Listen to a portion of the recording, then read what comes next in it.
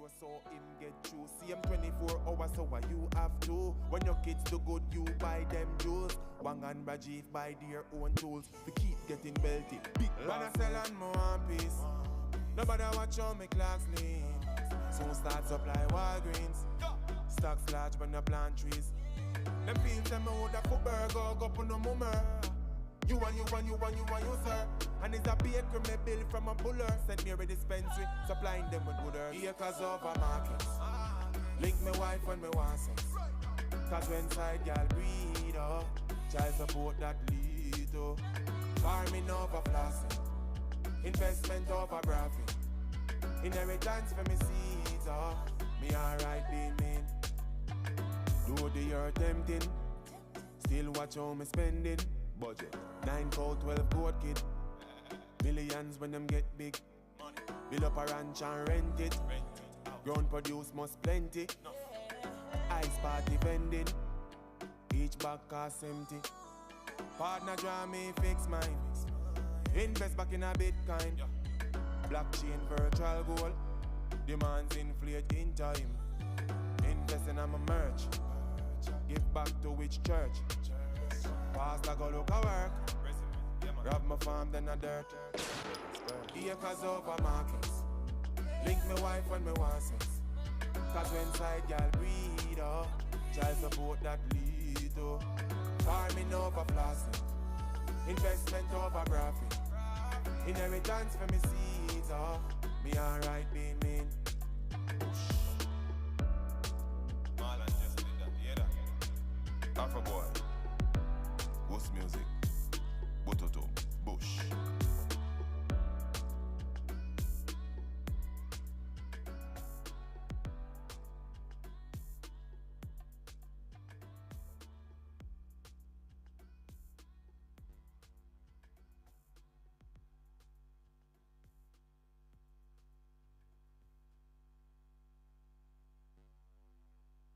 Some cry, some smile.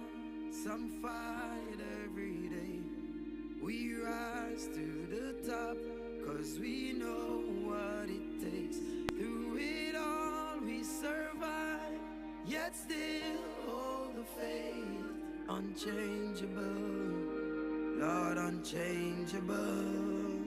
Hey, no matter how the dollar might stack up, me still not change. Me I go stay rough. Inna the giddy and you have to buckle up your lace. Be smart, don't be a gruff, no. Life it's a journey, it's a long race. Mama says son be wise and don't bring disgrace. So me take up the broom and start sweep the place. Cause all these ways they got to get erased. I love to me people that me embrace. The truth are the truth and that can't erase. So hell to all of those who want hate. Just send me to finish this race. So we ain't giving up now. We put up a fight. We got to be ready. Cause time's getting dreary. Just said don't you worry. I'll be in a hurry, Lord. We got to be ready. Cause time's getting dreary. So we pray, we pray. We pray, we pray, we pray. Bless nothing flow when the prayer gone up. Not a evil can harm us. Them think we done when we just a warm up. Yeah, nothing I mind us. So me tell the youth hold on. Tell mama be strong. Taki, have faith in God. Me no know about man. Long time them a try bring me down. And not just now, from a very young. Chat me every day with them funny tongue. Them a watch me on the telly now. Yeah, giving up now. We put up a fight. We got to be ready. Cause time's getting dreary. Just said don't you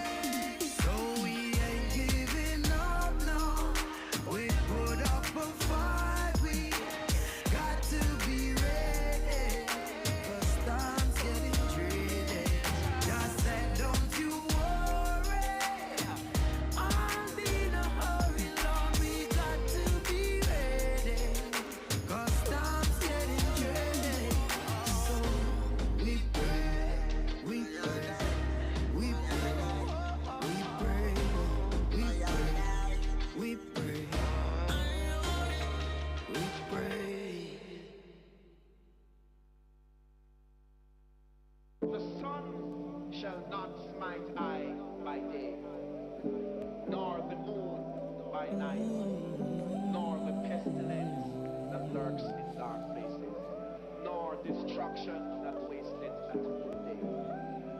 The time hath just gone. When I look at where I'm coming from, I know I'm blessed, and I close my eyes and smile. Sometimes I feel like the richest man in Babylon, and I've done my best, so everything's alright inside. Every morning I rise, I stare at the sun. I know it is a blessing. So when the evening comes, I lift up my eyes to the hills. I'm blessed, oh man. With my two hands in the air as far as I can. Yeah. As far as I can. I can, yeah. My two hands in the air as far as I can.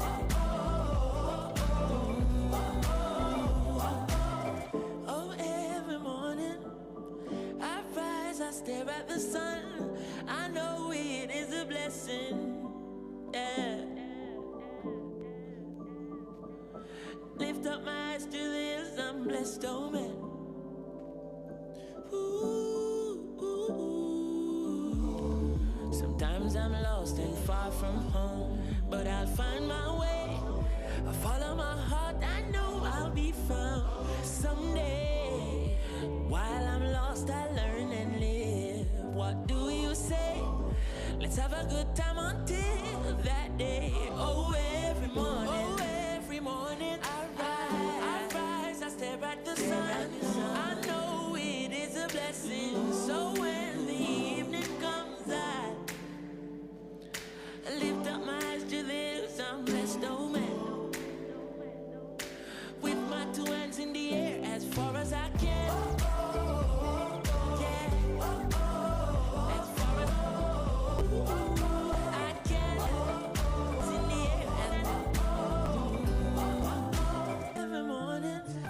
I stare at the sun. I know it is a blessing.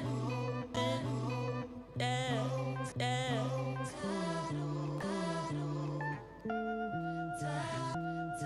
Lift up my eyes to the hills, I'm blessed, oh man. With my two hands in the air, as far as I can, yeah. As far as I can, I can, yeah. My two hands in the air, as far as I can.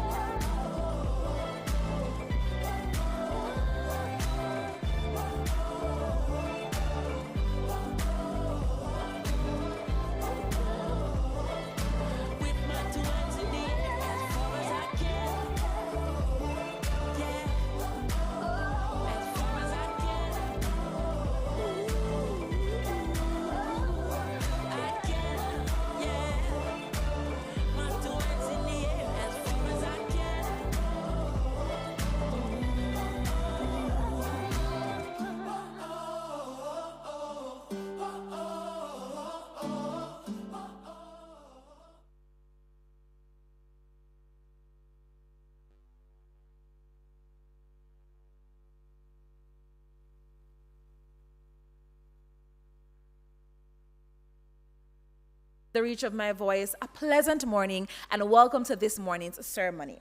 Now, today commemorates International Day for Disaster Risk Reduction, and it is fitting that the National History Museum of Jamaica, which is a division of the IOJ, is putting on this panel discussion and exhibition under the theme, Fighting Inequality for a Resilient Future. And I'm going to say that one more time. Fighting inequality for a resilient future. Ladies and gentlemen, my name is Tamoy Campbell, and I'm an attorney in training at the Norman Manley Law School as a festival queen. I work a little bit on TV, but most importantly, I'm at your humble service as your moderator for this morning's ceremony. So you can clap, clap, clap for me, please. Thank you. Now, the scope of our discussion this morning is really going to take the format of a seminar and a panel discussion. Hence why we have our distinguished panelists at the front. And then we're going to have the exhibition on the outside and food and refreshments. So you don't have to worry, we're going to give you a little top up after all the festivities have happened. Now, just before we reach into this more substantive part of the program, I'm going to do a little bit of a roll call. So when I call the names of the school, I expect you to respond, a little shout, a little chant. Someone may know say a day here, all right? So on my list, I have Portmore Community College. Yeah, all right. I know too bad, like a 7 out of 10. It could a little more gravy, but y'all are here. Let me see now. Is Shortwood Teachers College in the building? Yeah, on a day here. On a day, PCC, you know, for going to step that up a little because Shortwood day here. And last, but definitely not least, the Annie Dawson Home for Children. Are you here? I'm going to take the cake. So who win? Of course, I gotta say that, but a round of applause, everybody, and thank you so much for being here, being on time, and I trust that you'll enjoy today's proceedings. Now, I just want to make a special mention of some more distinguished persons who are here with us. We have Miss Emma Lewis. She is a board member at the NHMJ. We have Miss Dion Anderson and Mr. Alibek Otambekov, I hope I got that correctly, from UNESCO. So just a special round of applause, please, for some of our distinguished members. So now you've been acknowledged, you've been greeted, and I've given you a little bit of an insight as to what is to come for today. So I'm going to ask now that we just stand for the playing of the national anthem, and then we get on with the rest of our program.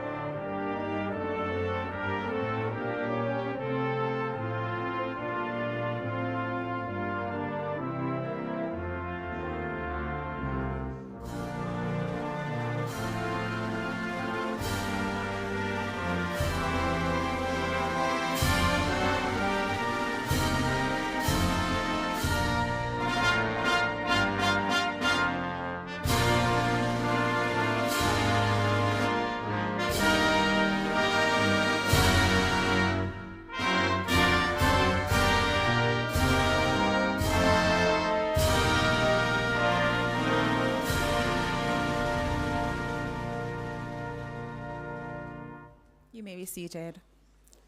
All right, ladies and gentlemen, I'm going to just excuse myself just a little bit, and I'm going to invite Mrs. Tracy Comack. She's a director here at the NHMJ to bring welcome and opening remarks. So please make her feel welcomed.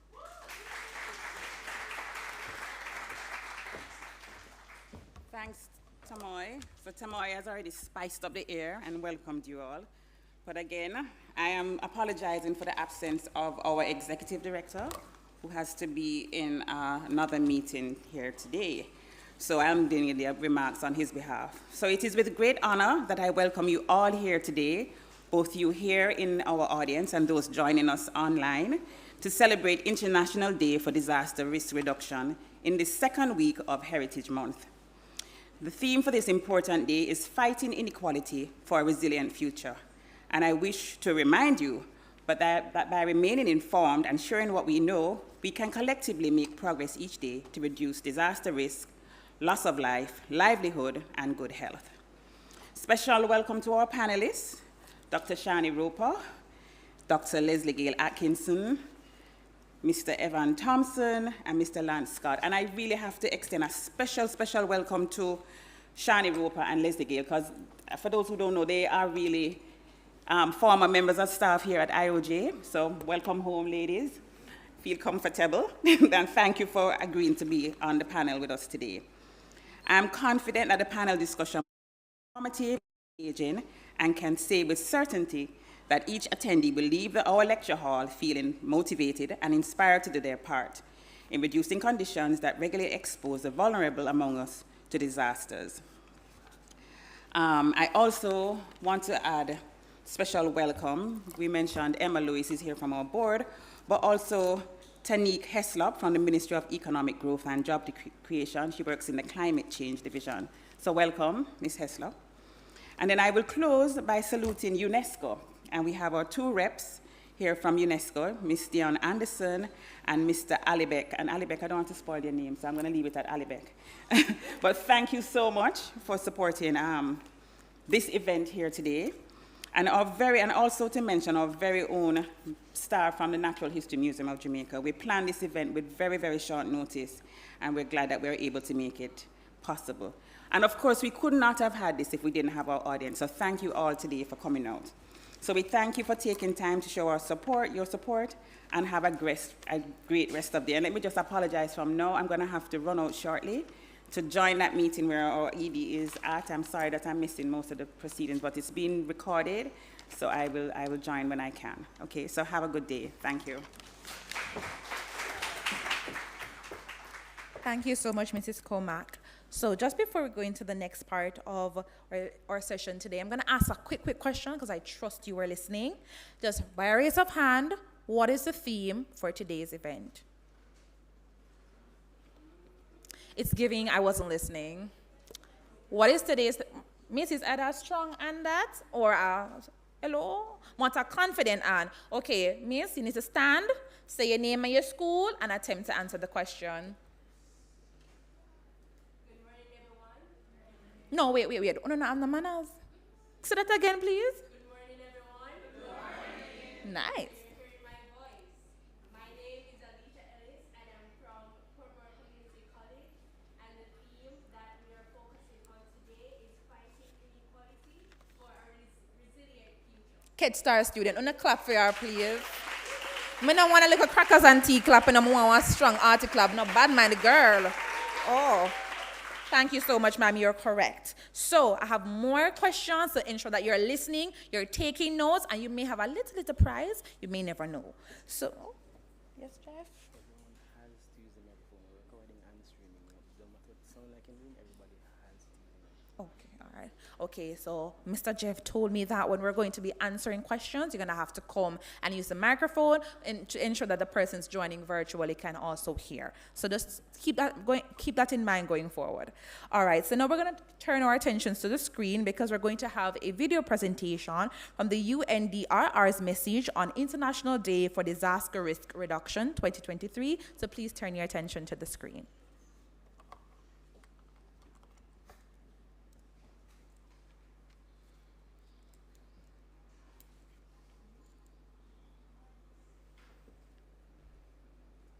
All right, okay, so a little bit of technical difficulties, not to worry. Let me see if I can ask another question. So we already know today's theme.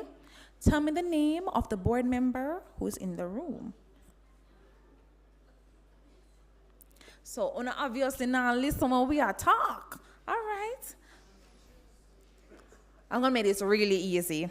Run to the mic and tell me at least one panelist that we have for today's discussion. I'm gonna say if you don't get that.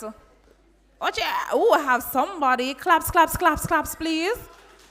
Sorry, it's giving teacher. Oh, all right, sir. Attempt.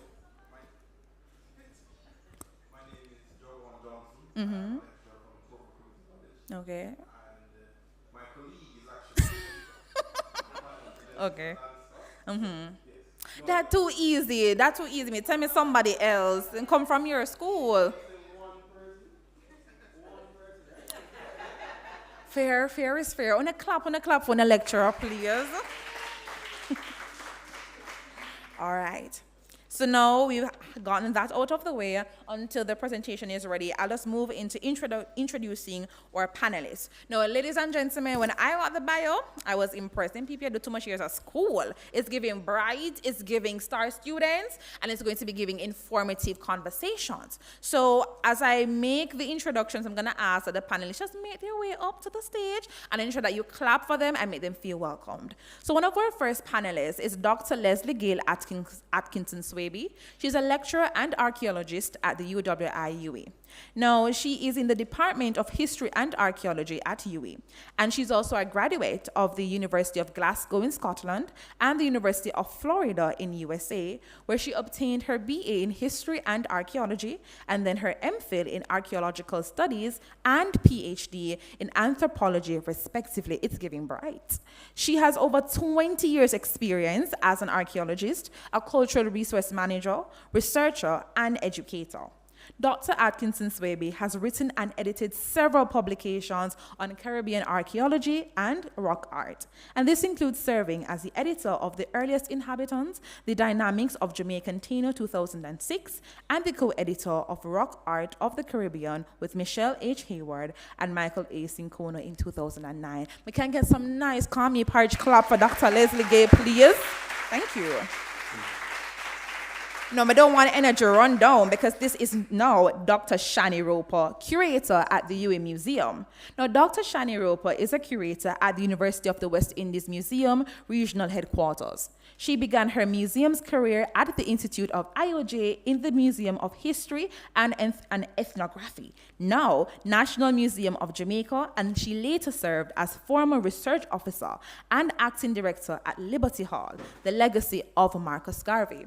As a museum professional, Dr. Roper's research and administrative interests lie at the intersection of museum educational practices, cultural policy and programming, trauma histories in Black majority contexts, decolonization, and contemporary color. Hey, Dr. Shani, you're going with yourself. You know. Ladies and gentlemen, please clap for Dr. Shani Roper. No, me know say everybody must know this person watch news at night time. I know that's a man. Oh, no, I come up next. It's none other than Mr. Evan. Now, everybody knows Mr. Tom. A little bio, so you can know a little bit more. Because in 2016, Mr. appointed the permanent Jamaica to the World Meteorological Organization, WMO, which is a specialized agency in the United Nations. Hello, Mr. Thompson, another small fries, you know. A big. Only need for clap for the man. If a clap for the man is a big deal. And on top of that, he was later in 2021 elected for a 4-year term as the president of its regional association of member states in North America, Central America, and the Caribbean. And he currently serves voluntarily in that position. In that capacity, he sits on the executive council of the WMO and oversees several committees and expert teams within the region, including the highly respected Hurricane Committee, which has the responsibility for the naming of tropical storms and hurricanes and the coordination of tropical cyclone activity for the Atlantic Basin. Claps again for Mr. Evan Thompson. I'm going to know all of the PCC massive are going to clap for this person, but this is none other than Mr. Lance Scott. Mr. Lance Scott is a research and policy specialist with a focus on climate change, rural livelihoods, and climate risk insurance. He holds a Bachelor of Science in Geography and Geology and is currently pursuing his PhD at the University of the West Indies, Mona. He has worked on several projects, including being a trainer and assistant project manager on projects commissioned by the National Environment Planning Agency, NEPA, through the UWI. He specializes in research design, data collection, data management, data analysis, and monitoring and evaluation, and he's also a senior lecturer at the Portmore Community College. Claps, please. Hello. Oh, no, come out, though. Panelists, good morning. Panelists, good morning. Want to answer me? Nice. Okay, thank you. All right, so from the instructions I was given, so everyone has a particular thematic area, and so I'll just point out, Dr. Shani, what are your thoughts on this? But all of the other panelists are free to chime in wherever they feel free. All right, so Uncle Jeff, all our panelists are mics and everything. Love that. All right. So I'll start off with you, Dr. Shani Roper. We're going to be focusing a little bit on the impact on culture and heritage when it comes on to climate. And so the first question I have, what are the range of disasters that can impact natural and cultural heritage resources? All right, so I'm going to define disaster broadly. So we know some standard ones that we prepare for every year: hurricane, earthquakes. In recent years in the region, we've had issues with volcanic eruptions. And we know that the impact of hurricanes are dependent on the category of hurricane.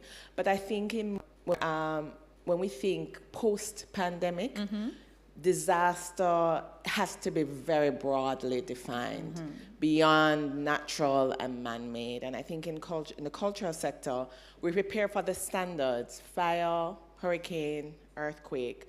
But we also have to think about what does it mean to function in historic structures? What does it mean to put in policy and programs for collections management?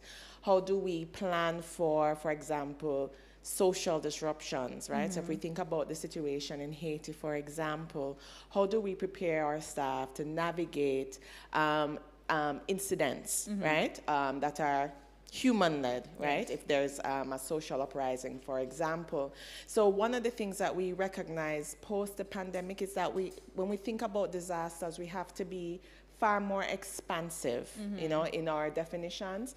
I'm thinking, for example, how hot this summer was and what the implications are for efficiency within buildings, right? That's a very important part. If you don't have a building that cools efficiently, then you put your staff at risk. Yes. And so disaster is not only about human and man-made, but also how do we put in the best programs to ensure the well-being of staff members, right? And well-being is a very important part of the discourse coming out of International Council for Museums and redefining ethics and the definition of a museum, that well-being is foundational to that component. And in fact, if we're not able to plan for well-being, then you cannot plan for resilience, because resilience is about elasticity or capacity to recover in the moment of a disaster. And if you weren't taking care of your staff won't be in a position to respond in the moment of a disaster. Can you get some snaps for that or some claps? Yeah. Thank you, Dr. Shani. So I'm going to also ask you, Dr. Leslie Gale, to kind of chime in here. Is there equality in regard to the natural and cultural heritage resources and sectors? Can I piggyback on? Yes, yes. Okay, we talk about disasters imply different things happen. I think our focus should not be reactive, but we should be proactive. And we should take into consideration that disasters are based on risks. Some of these risks we can't predict, some of them that we can't predict. Dr. Roper highlighted the difference between natural and man-made disasters.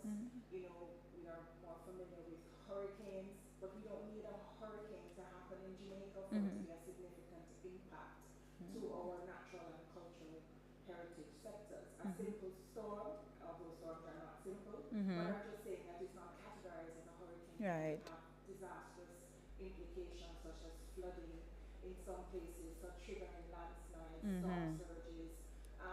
I think we also underestimate how devastating man has been in terms of accidental and technological disasters, in terms of accidents, whether somebody lights a spliff and throw it in the bush and it causes a fire, or we have a habit in Jamaica where we light our garbage. We can't wait on the garbage collectors.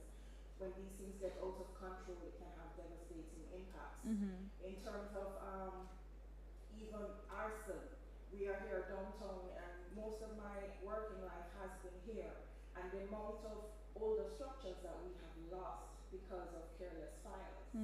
You know, these are things that, yes, you can reconstruct them, but it still does not have the same value. Now, in terms to the question that you asked, if there's equality towards natural and cultural heritage, no.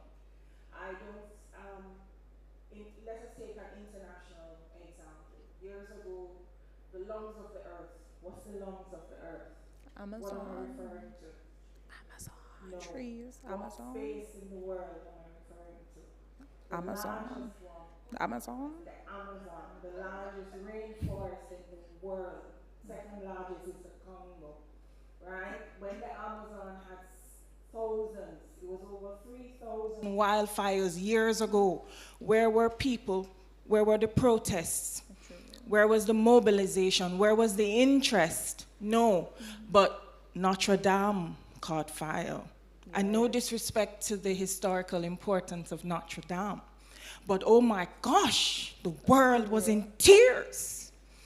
You understand? I remember that. That is a vast difference in response, right? The Amazon is just as important to the globe in terms of its contribution to mankind, probably more, especially for the people of the Americas, than for, say, a religious structure, right? Let us take the example here in Jamaica, right? People vandalize Holland bamboo.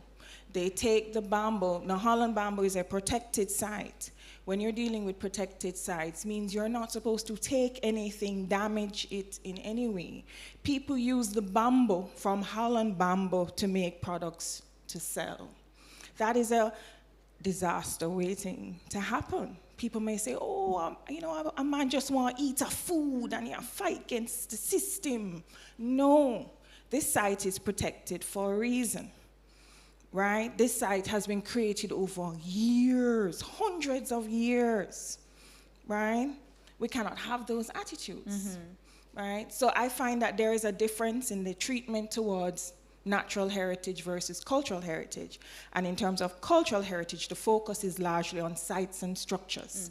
There is limited attention to the importance of intangible cultural heritage, which I find shocking, absolutely shocking.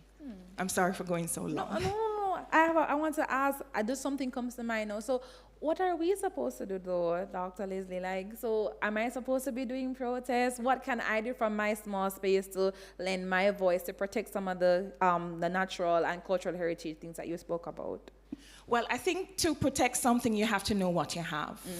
And I think we need to work on our public education. You can't identify and appreciate something if you don't understand it. So I think entities like the Jamaica National Heritage Trust and Institute of Jamaica and the ministry, through their various agencies and collaborators, need to work on public education campaigns so that individuals are aware of what's in their backyard. You must know what's in your backyard. And when you know, and from my experience going out, a lot of times communities don't know what they have, but when they do, oh my God, not even beryllium, although that's not a good example these days,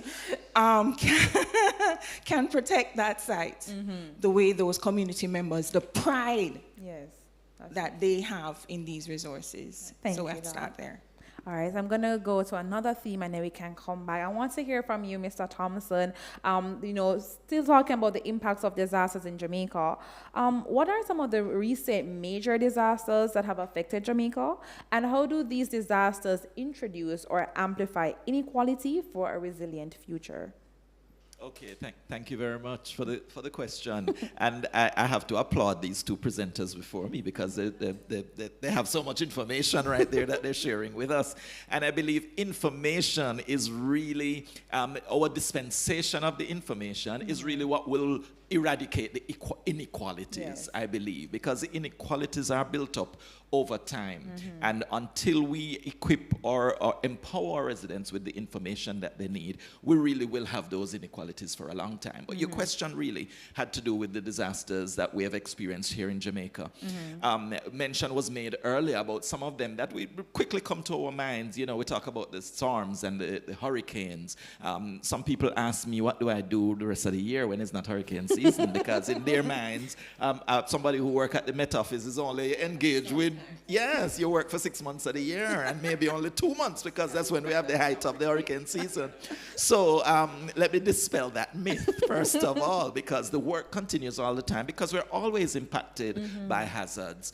In a belt, which are vulnerable to, and the storms and hurricanes, of course, not me can also think about the earthquakes and the volcanic eruptions and the volcanic eruptions and the volcanic eruptions and the volcanic eruptions and the volcanic eruptions that were mentioned earlier. But here in Jamaica, we also experience some of the things that we don't really think too much about. When we talk about the hurricanes, we don't recognize that a hurricane really is a number of hazards. It's not really one hazard. The hurricane really going to have torrential rainfall, the flooding that will rainfall, then the issue of the variants that will create that you also have storm surge kind of flooding, but it doesn't occur from the rainfall. It occurs from the winds, pushing against the waters of the ocean, pushing those waters onto the land surface, and then pulling back things from the land into that ocean. And so the storm surge is another thing that we need to be very concerned about when we talk about hurricanes.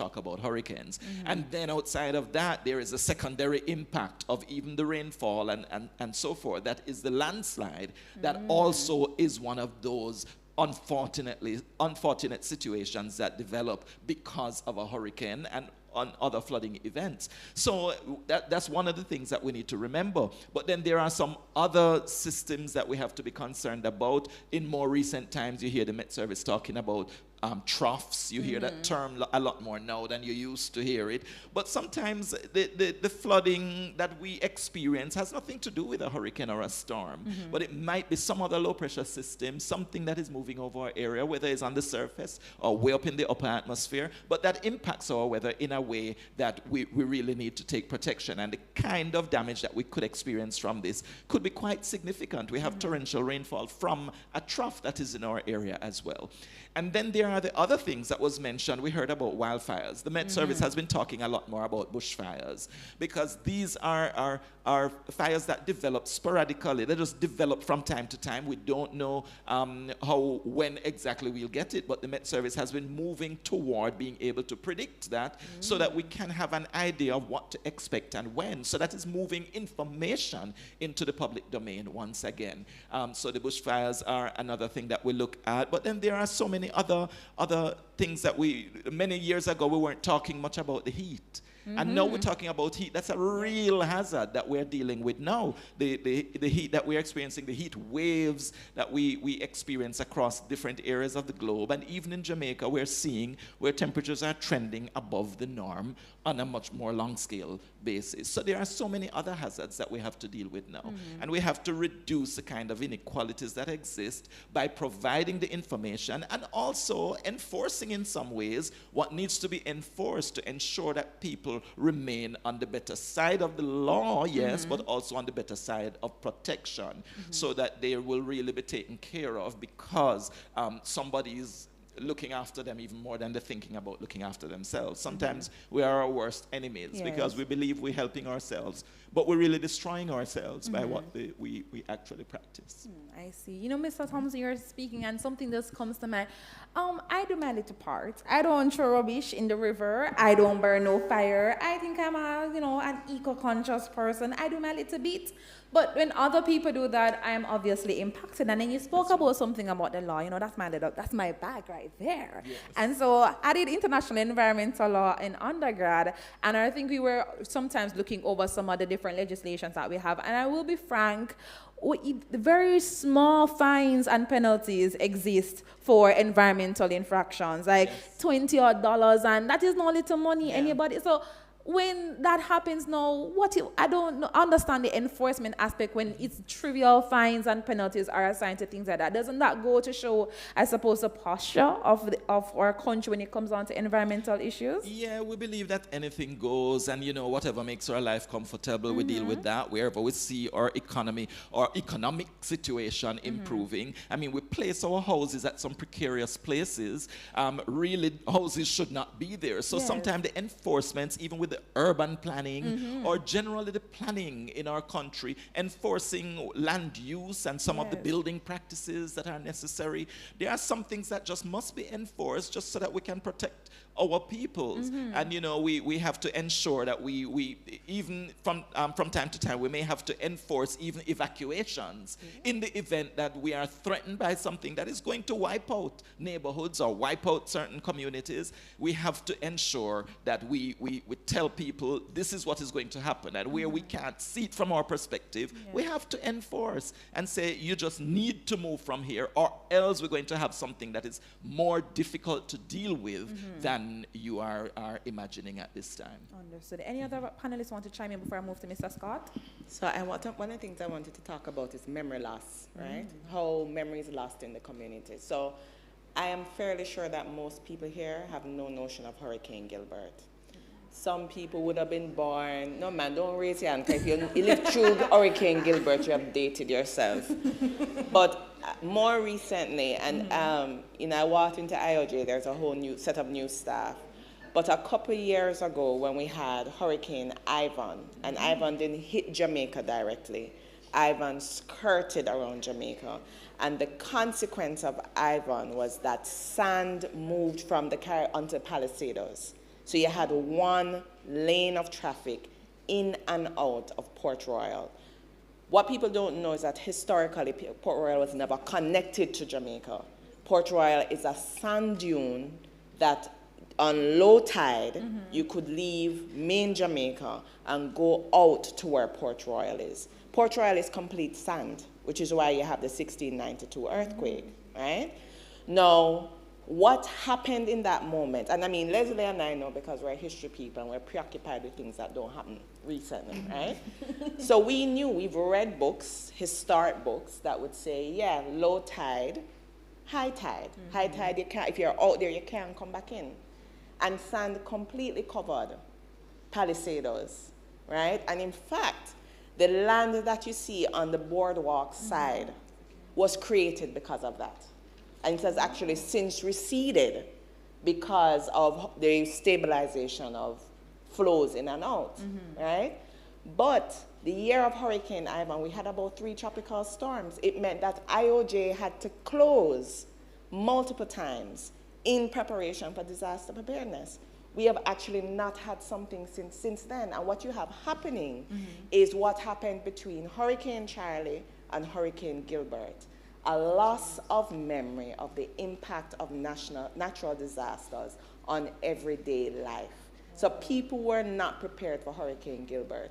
I remember I woke up that morning, my parents pulled the bed away from the window and water was coming in through the window, and we were reduced to just a slab roof section, right?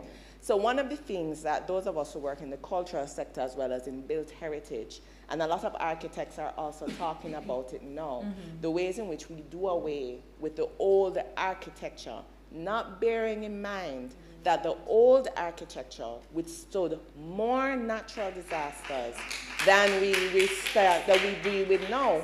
Right now, we're dealing with heat. In the old architecture, houses were built peak with fretwork on either end to enhance airflow. Louver windows allowed you to get air even in rain.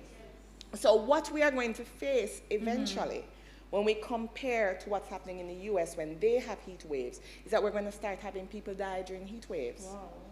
And we're in the tropics. We believe that we're going to have cool breeze under shade. It's going to come to a point where we're not going to have cool breeze under shade, right? And when we look at the high rises, no, I like old house. I like how them look. Yeah. Them expensive to maintain, but I like how them look. When you take a walk, in every high rise that has built, there is not one tree. Yes, that is in the high rise. There's no play area, right? And we're going to talk about Vision 2030 and making Jamaica a place where everybody can live and enjoy. Now you have to put some tree in the yard then. Where are the children going to go? These are fundamental parts of cultural identity. Now, it's not just whether or not we sing and dance and run fast. Right? Right? Yes. And so I hear him talking, I hear my colleague, Mr. Thompson, talking about it, and I'm struck because it's remember people no member. Yeah. And if them parents not tell them not know. And before you know it, we're going to have a situation, and people around us are suffering. We look at Hurricane Dorian, that sat over the Bahamas for 2 days as a Category 5. The volcanic eruption in St. Vincent, volcanic ash was in Barbados for over a week. Right? We're thinking about the fire in St. Lucia, destroyed the cultural archive. The 2 Category 5s, Irma and Maria, that hit Puerto Rico twice, one after the other. We are sitting down here, we're on the same fault line as Haiti. It's only God that bless we. Why we don't have it. And I mean, for those of us in the cultural sector, in the Met service, who are doing geography, we are constantly plotting, and we just say it's only time. Yes. And it might not happen in our time, it'll go happen later. Yes. And everybody's going to be equally unprepared. Because as far as them concerned, every year hurricane season come and a little rain. Not to bear in mind that flooding is more now because of drought. Yes. So for us, we're not making the connections. We're not making the connections, and that is what is impacting us. It's going to exacerbate inequality. When you clap over panelists, please. Them not talk water out of their mouth, them come out. Dr. Leslie, I saw your hand up. The floor is yours, and then I go to Mr. Scott. Okay, I'm proud we went to the same school, Life More Abundant. Big up.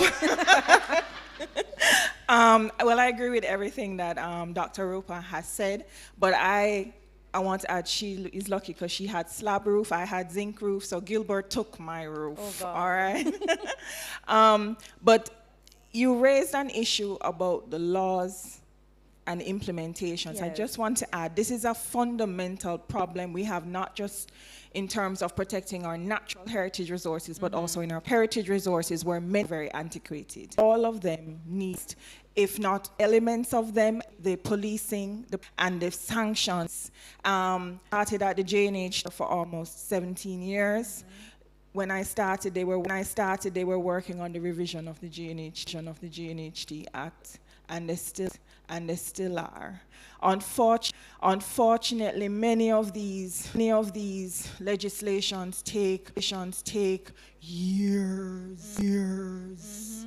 Right, and the continuity and push is not always there, because if it's taking decades, that means there's a turnover of staff, and the person that comes in may not be as passionate as the person who left. I'm not knocking anybody's professional standards. I'm just saying, if you haven't invested 10 years, then it doesn't exactly mean the same.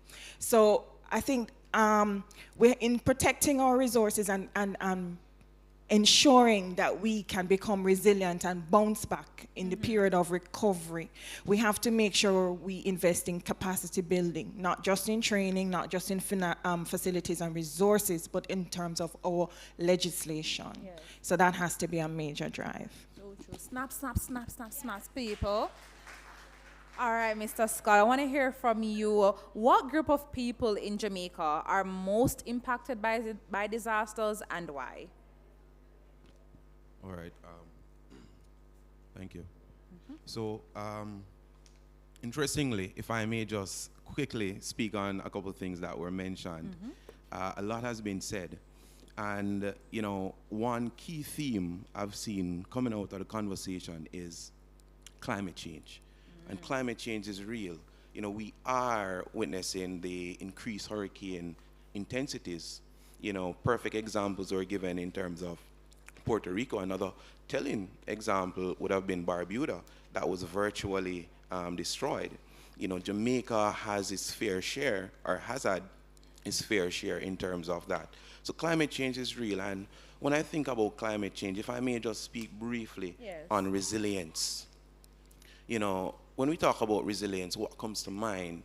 I think that has been a major conversation and something that many of us has not come to terms with. What does resilience mean? What does it look like? What is a resilient system? What does it mean for culture and heritage to be resilient? And resilient can be viewed from an adaptive capacity, you know, an anticipatory capacity, and an absorptive capacity.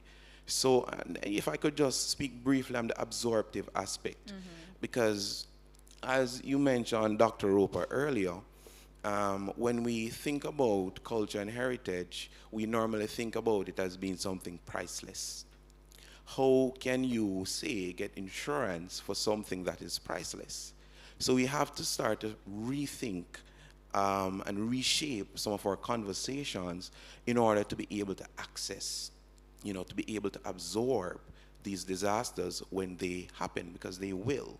You know, whether it is a hurricane, whether it is a drought that leads to massive heat, you know, whatever it is, they will happen. So we have to start to think about how we can, you know, put these absorptive mechanisms in place. In terms of persons who are mostly affected, we find that particularly in Jamaica and several other places, women and children tend to be at the forefront when we talk about disasters and disaster impacts. If we think about a hurricane, Mr. Evans, and we think about the shelters, you know, you have women and children there, and then we don't have any water. Yeah, we don't have any electricity. We don't have key things for women, such as, you know, sanitary napkins that they need. And this enhances and creates a kind of inequality when we talk about disasters. And then poverty. And then poverty is both a consequence and a result of these inequalities that are already in place. So I think a key thing for us to approach and to deal with is addressing some of these root causes of inequality in our society. You know, putting policies in place to protect our women and children, strengthening them. Yeah. For example, in COVID-19, and you know, COVID-19 was a disaster. It was a massive disaster. We saw an increase in domestic violence against women. So, you know, there are certain root causes that we need to address. And just to put on my agricultural hat. Yes, put it on. Farmers are also key persons in our society and contribute greatly to domestic food production in Jamaica. And farmers are also one of the persons who tend to be directly affected, and we have massive inequality existing between these farmers and the access that they have to certain resources. So farmers, women, children, and even boys, you know, we saw where after Hurricane Ivan, which cost over $35 billion in damage to Jamaica, you know, that there was an attrition of boys in schools because, you know, we know traditionally in Jamaica, girls outperform boys. So as a result of that disaster, we saw even a greater amount of, you know, gap, opening gap in terms of the, you know, education for boys. So there are several aspects and, you know, several persons who are affected. As a matter of fact, almost all persons are affected, but in different ways. Okay. So we hear that everybody is impacted, but you made a mention of women, girls, boys in some aspects. And you spoke a little bit about, not a little, but at length about, is it the absorptive mechanism that's like insurance? So that's my question. People have insurance scheme for climate related issues and stuff like that?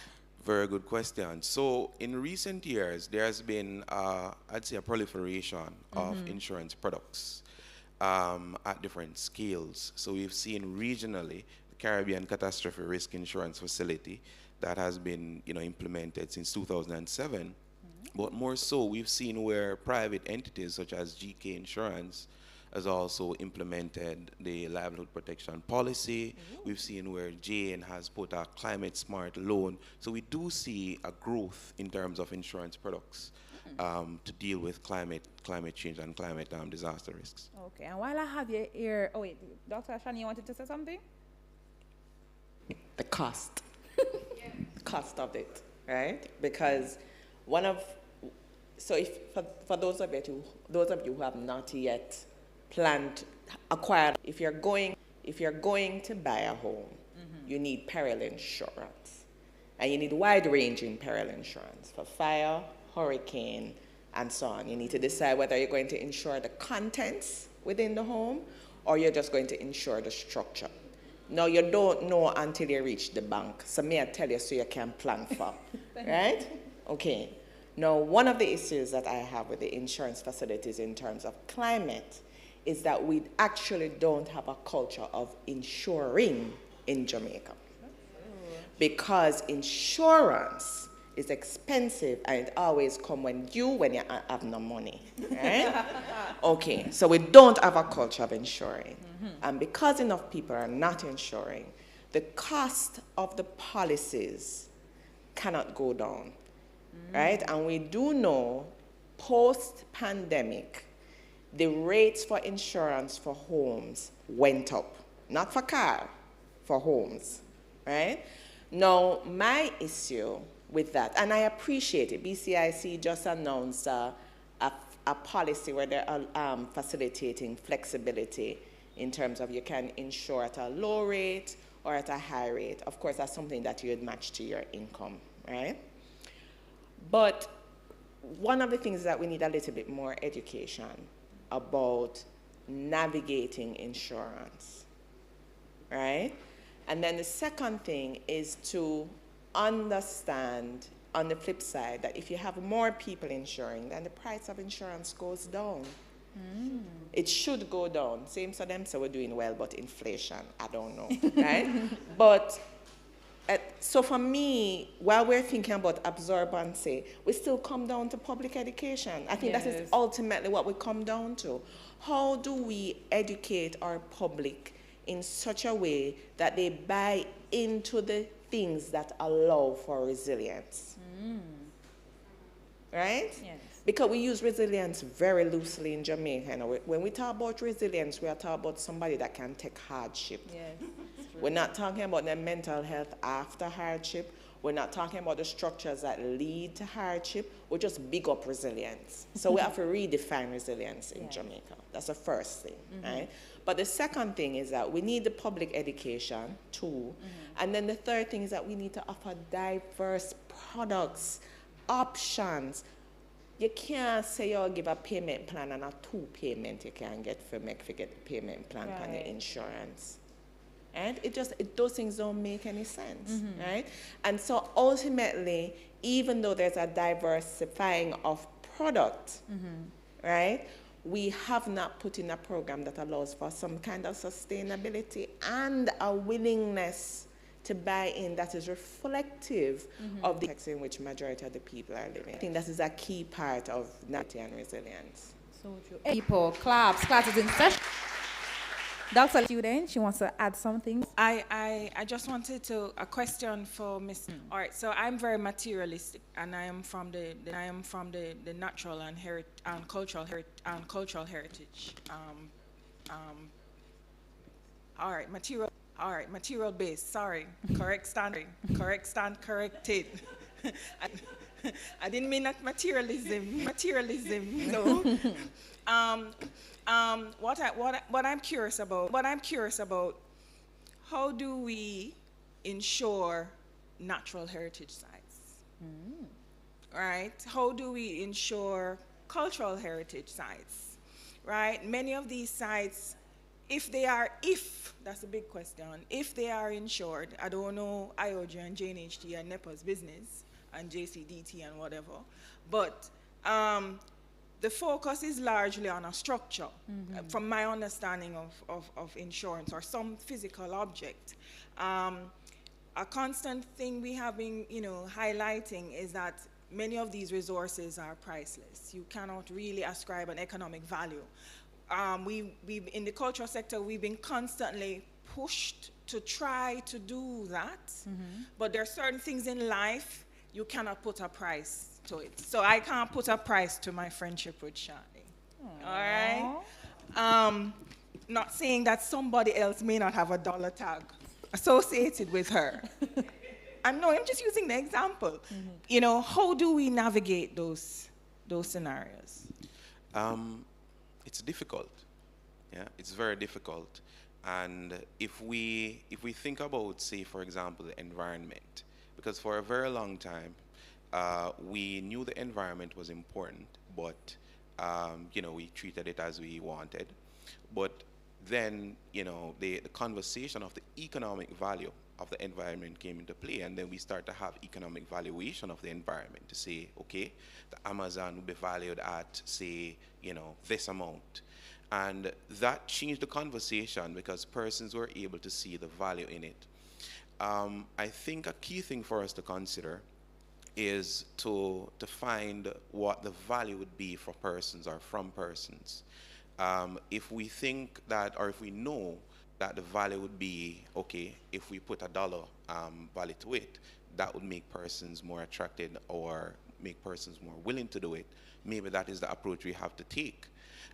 So in essence, we have to redefine how we're thinking about it. Yes, it is priceless. Yes, it's very hard to ensure it, but at the same time, can we develop a methodology to do it? Yeah, can we sit down with all the different stakeholders and develop a solid methodology to put it at a value, and then try to ensure it based on that value? Well, it's a difficult thing. You know, it's a conversation that needs to be had, and not many conversations have been had about it yet. So, you know, it's an area that's open for conversation. All right. Thank you so much, Mr. Scott. So now I'm going to go into more general questions where members, anyone can really chime in. I'm going to start with you, Mr. Thompson.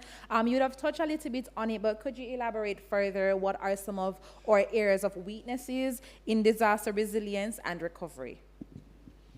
Okay, our weaknesses. In resilience, I think one of our biggest weaknesses is really some of the inequalities, because you know, there is a concern, even as we were speaking a while ago about insurance and so. How do you reduce that kind of inequality when it comes to the insured and the uninsured, and those kind of economic issues that people have to deal with? We heard from Mr. Scott earlier about the poverty. Being such a difficult situation, and that creates this disparity between persons as well. And how do we do that? That is a multi-million-dollar question in itself. How do we manage to do that? Part of it is information, but part of it is education, and just empowering people by providing them with as much information and education, and also creating a kind of mindset that will receive the education that is being given, because sometimes the education is being provided, but there is not a take-up of it. People just feel that you don't need to be educated. You don't need to. You go off of how you feel, your gut feelings, rather than what it is that you know.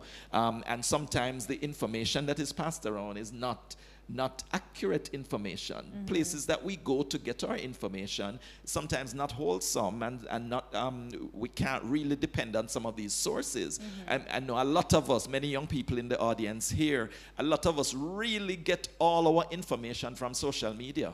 But what is the real? So Instagram and TikTok and places like those, and sometimes, not all the time, because sometimes you do get valuable and credible information from some of these places. But anybody can just put up information and say that it is real when it really is not. And so the misinformation that is out there is also a big part of what creates some of the inequalities that we exist. Sometimes we have to be a lot more proactive, as you know, the academia represented here, the representative of a government, a state agency. We have to be a lot more proactive in ensuring that accurate information is made available to our public. Take the opportunities, get out in social media ourselves to provide the information in as diverse the ways that we can, ways that are attractive. I mean, the Met Service just launched our weather app. I don't know how many people have downloaded it already. You will go and download it now, because the weather app is there, and you know that is coming now from your own people who kind of understand the local situations, who can give a different spin on what is going to be expected, not only over a short period, but over a longer period. But do we go out with the technology is something that people want and desire and actually are attracted to. So we have to utilize the technology. And technology is one of the main ways too that we can reduce some of the inequalities. Being able to use that to communicate our message is the way that we provide the information and the education that our publics require. So we have to take advantage of some of the tools that are really there, that are not really being utilized as much as they should. So true. Claps, claps, claps. People interested in the day here. Class is in session. Any of our other panelists want to chime in before I move on? Yes. I think we have to go deeper. I think we have to change our mentality about the culture of disasters. Jamaicans trivialize disasters. Disaster and culture have quite an interesting relationship. Disasters can create culture. One of our most famous sites, in fact, in the Modus, I'm very superstitious, right? We feel that we're blessed, so the hurricanes will dodge us. For some reason, it may be straight for us, but it will beeline. No, we cannot be taking these unnecessary chances. We should always be prepared. And in being prepared for these disasters, we have to make it a part of the most important educational system that we have. And it is not the schools. It's not the formal primary, secondary, tertiary. But we should make responding to disasters a part of our socialization. Just as our personal identities and our collective identities. Us being able to protect our natural resources, our natural gifts. It's our heritage, you know, that's what heritage means. That it is something that you pass down, right? So for example, Dr. Roper decides that she's gonna bequeath this shirt to me. She's passing it down to me, right? If we don't protect it, it won't go to the next generation. So if we won't do what we need to do to protect our sites like the Blue and Drunker Mountains, right? Or cultural sites like this in itself that we are in, this building is a cultural site. To you is just some old structure. But if IOJ doesn't do what it can to protect it from earthquake, from flooding, from tsunami, you see how close the Kingston Harbor is, right? And make it more than just something you do for your job, right? Make it more than just a response that you are taught, but something that is inculcated in you. You understand me? I think that is what we need to do. Because people will always assume that they are lucky. Jamaica is due for a major earthquake. Our last major earthquake was 1907. Yes, we have been lucky so far, but it does not mean that one is not pending. Right? And that we need to.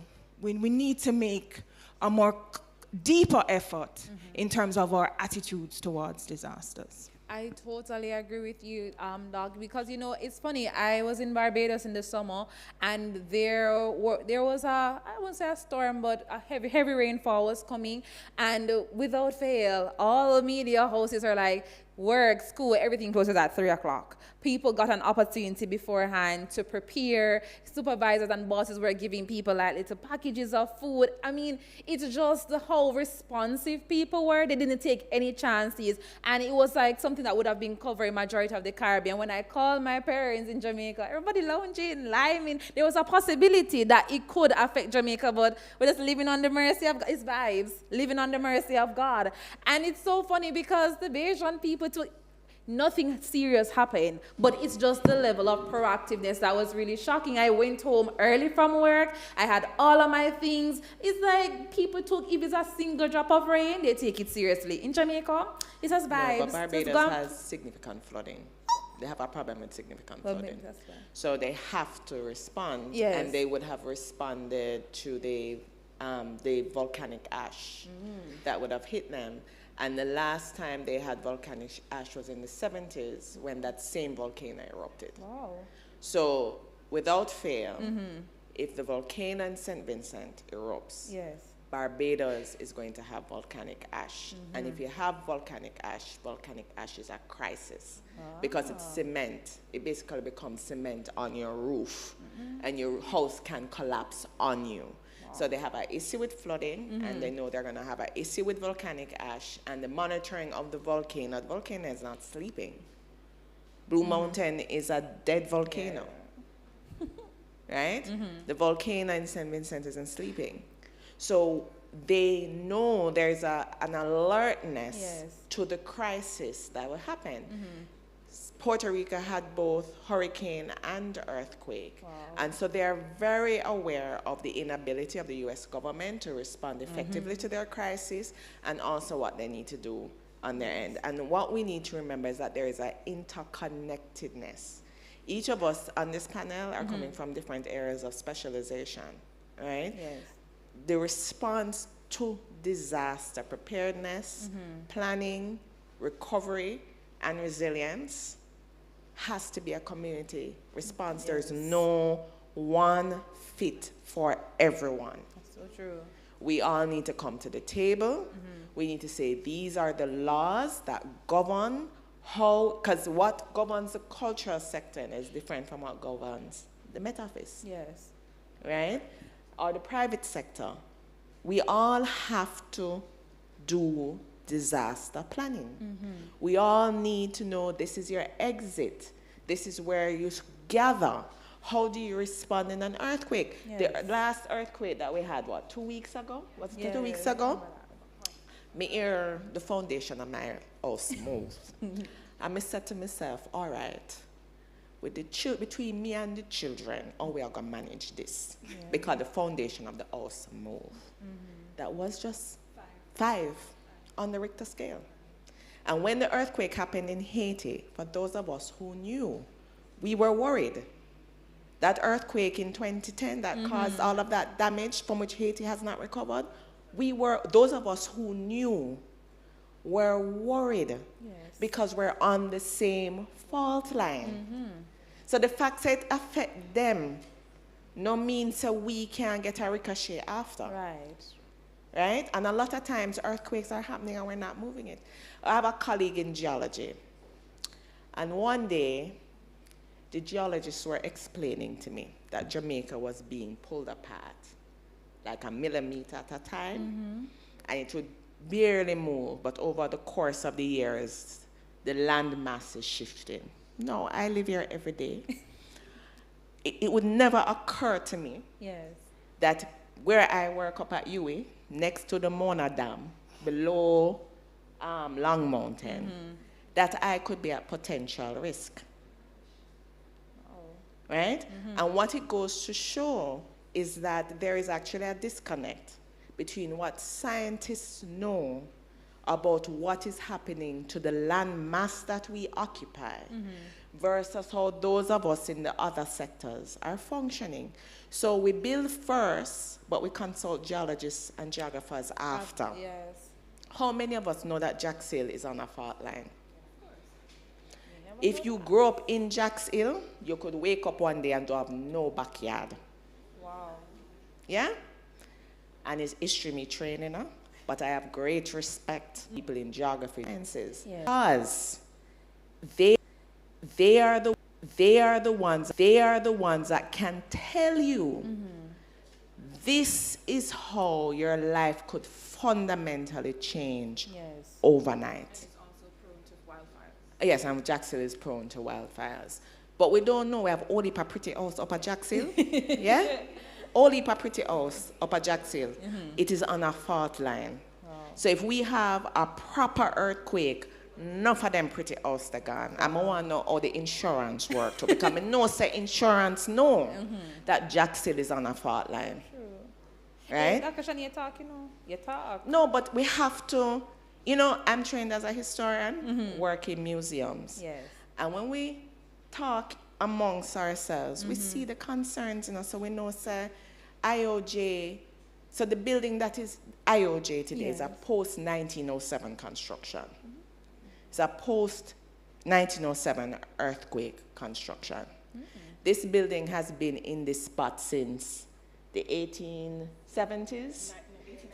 1890s, no man, 1870. It was a lodge house before it became Institute of Jamaica. Mary Seacole, it was Day Tree Hall. Mary Seacole, they lived next door, right?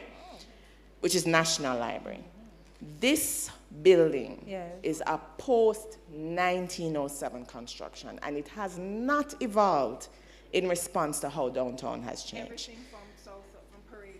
Everything from Parade come down is post-1907. Right? And it means that, you see, the disability legislation that's being passed, how we are going to make that building a disability access? And the building built from 1911. Right? All of those are issues at an administrative policy level that we all have to have a discussion about. And it's a practical, we don't have no money to do it, though, you know. That's the other thing, we don't have no resources. But the discussion has to happen because each of us here, all the skill set that we bring to the table are skill sets that have to happen at both the IOJ level, the Yes. JNHT level, and up the JNHT building older than this building, because that's 1755. But has it been properly assessed for contemporary staff? So that requires occupational health and safety, right? So we have to, so disaster, one, we have to define disaster. Two, we have to understand, as Mr. Thompson tell we say, a hurricane is a combination of multiple disasters in one. We have to understand those, but then we have to think about our personal responsibilities. Yes, so true. Right? So when we dig up all the mangrove, we cannot protect against sea surge. Exactly. There's actual correlation, and there's a cost, because if you don't have mangrove and you have flooding, all of those beautiful hotels with the white sand beach, non-existent. I saw you, Mr. Thompson, and then Dr. Leslie. Okay, yes. I mean, I hear Dr. Roper talking about all these hazards, and I said today is Friday the 13th, you know. I hope this roof hold up. But you know, she also mentioned that, you know, many of us, as you know, those who are the scientists and those who are the researchers, and so we have a lot of the information, the background information. We have an idea of some of the possibilities that are right there, some of the threats that face us, some of the hazards that could very well come to our shores. And it is important that we make sure that we give the early warning knowledge that, you know, people will need. And I just wanted to point out that the World Meteorological Organization has been mandated to actually ensure, this is by the United Nations, has been mandated to ensure that all of our populations are fully protected by early warning systems by 2027. So we have another 4 years or so before we complete that mandate, but we have that responsibility that early warning systems must be accessible to every resident on the planet.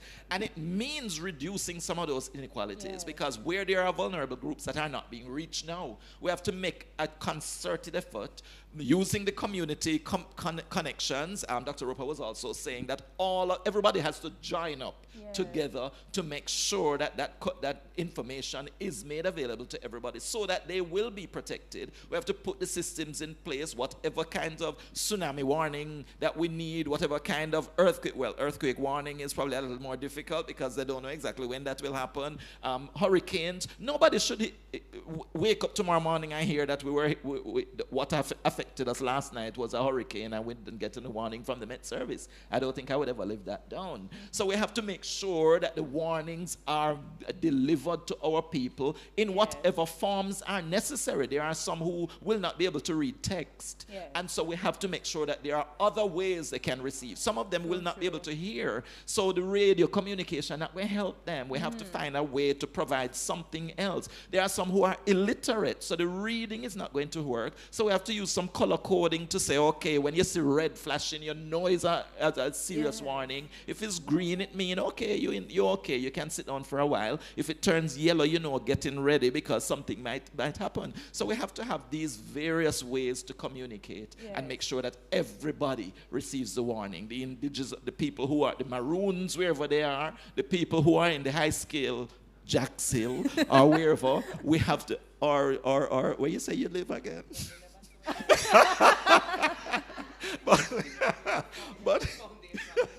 but we have to make sure that wherever people are, they can get those warnings on time. Thank you so much, Ms. Dr. Leslie. All right. So valid points expressed by everyone so far.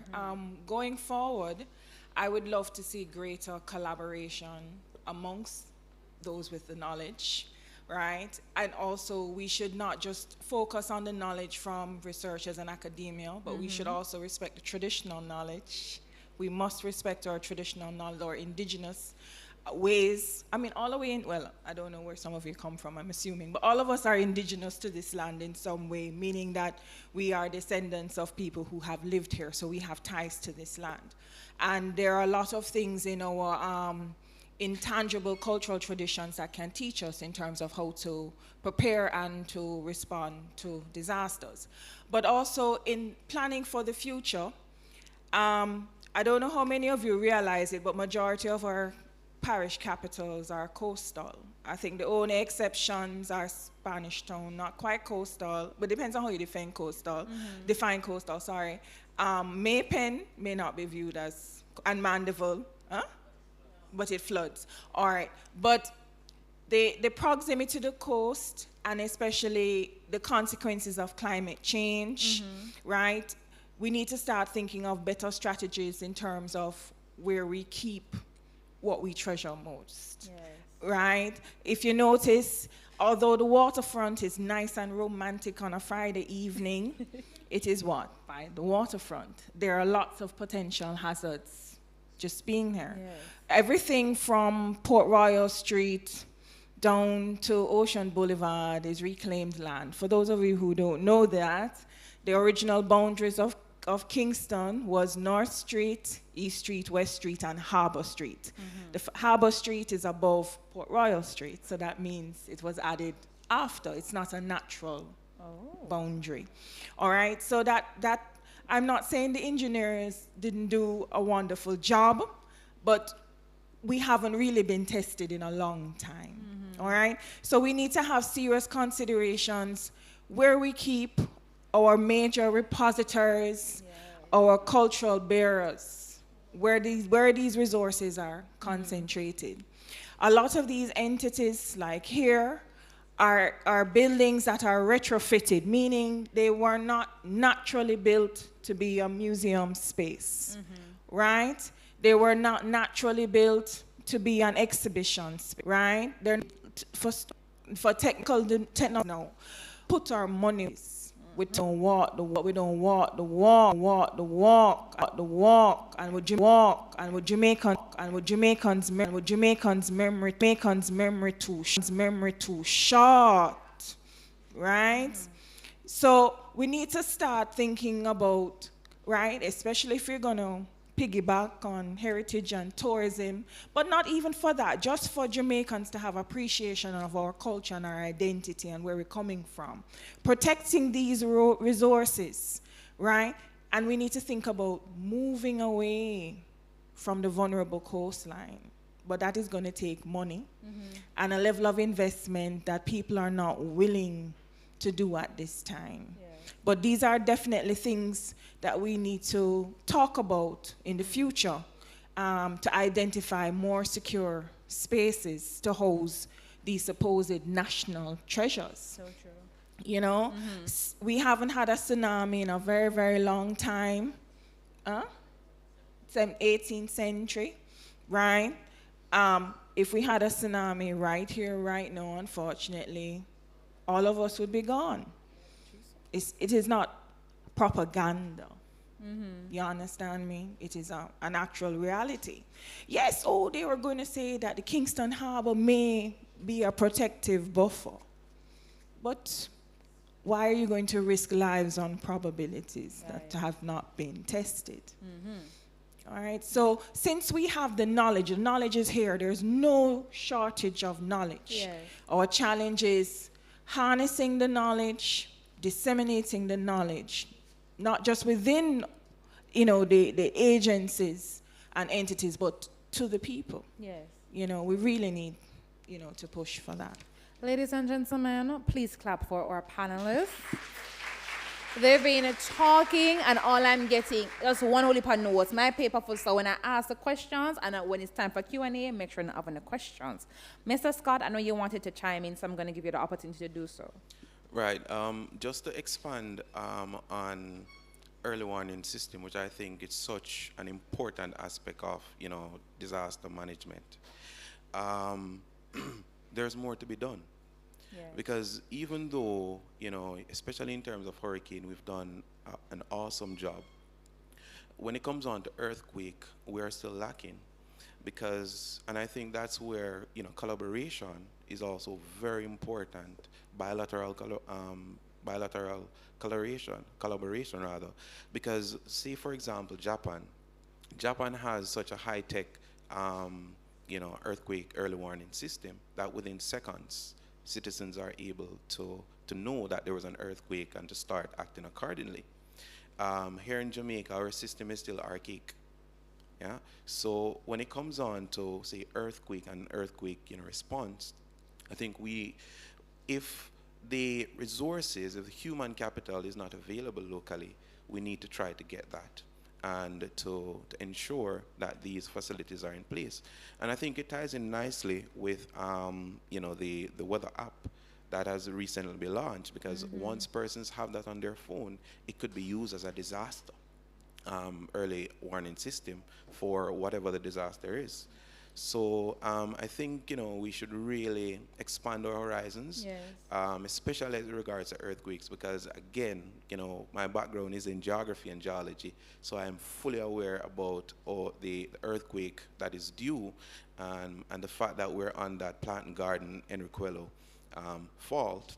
So it's really something for us to think about, and really for something from a policy level we should go forward with.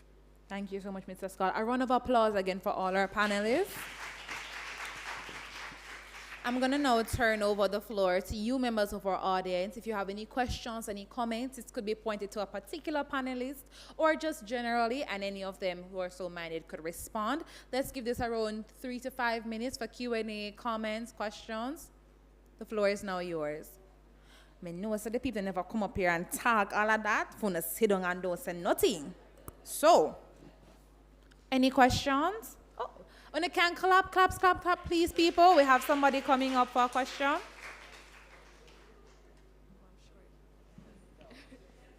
Yeah.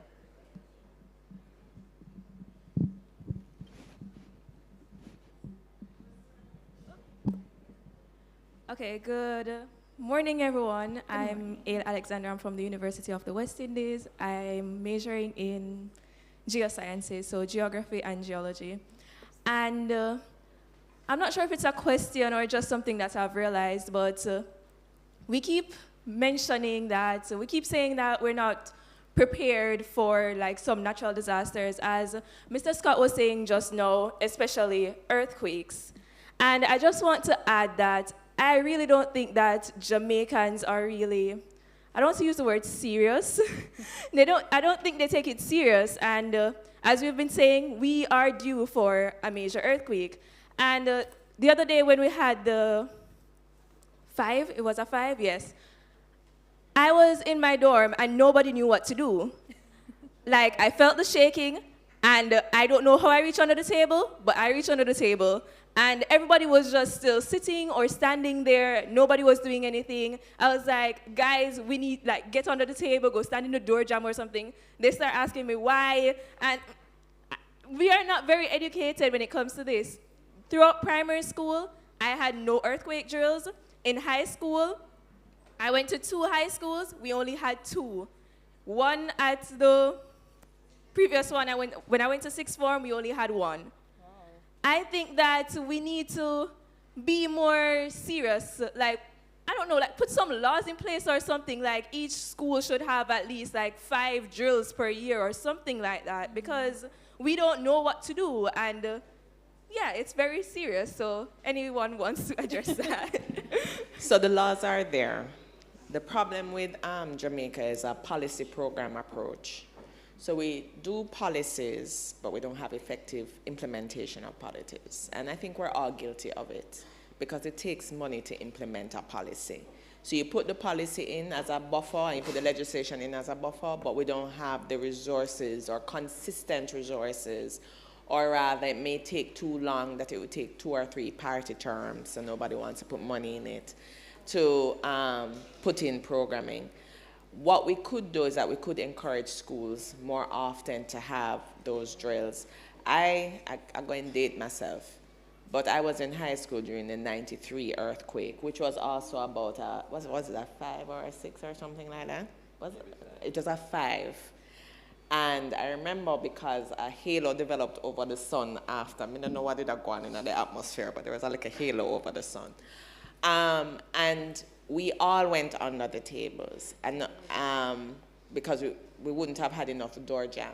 And at the time, we were in a partially wooden building, because I'm an Andrews old girl, so the main building is dated back to 1923, 25, right? So the top floor is wood, right? And I was in an English class. The building started shake, When you look, the wood floor looked like it had moved more than the concrete base, and we went under it. So now I have a pre-programmed response to what happens when there's an earthquake, because there was another one before the 5, probably earlier, right? There was a minor one, but we felt it. And my assistant was like, oh, what's happening? And I was like, we're having an earthquake. Please go under your desk because I'm not coming for you if anything drop on you, right? So, I mean, yeah, so I'm not a horrible person. I have children, right? So, right? The response is to get under a desk, right? No, I think what we need is more effective programming, and we need humane effective programming, meaning that we tell the children what the alarms are. So if the bell have a pulse 3 times and that's an earthquake, what are the preparations for hurricane? When you're preparing a hurricane, who is the person that helps to prepare the school building?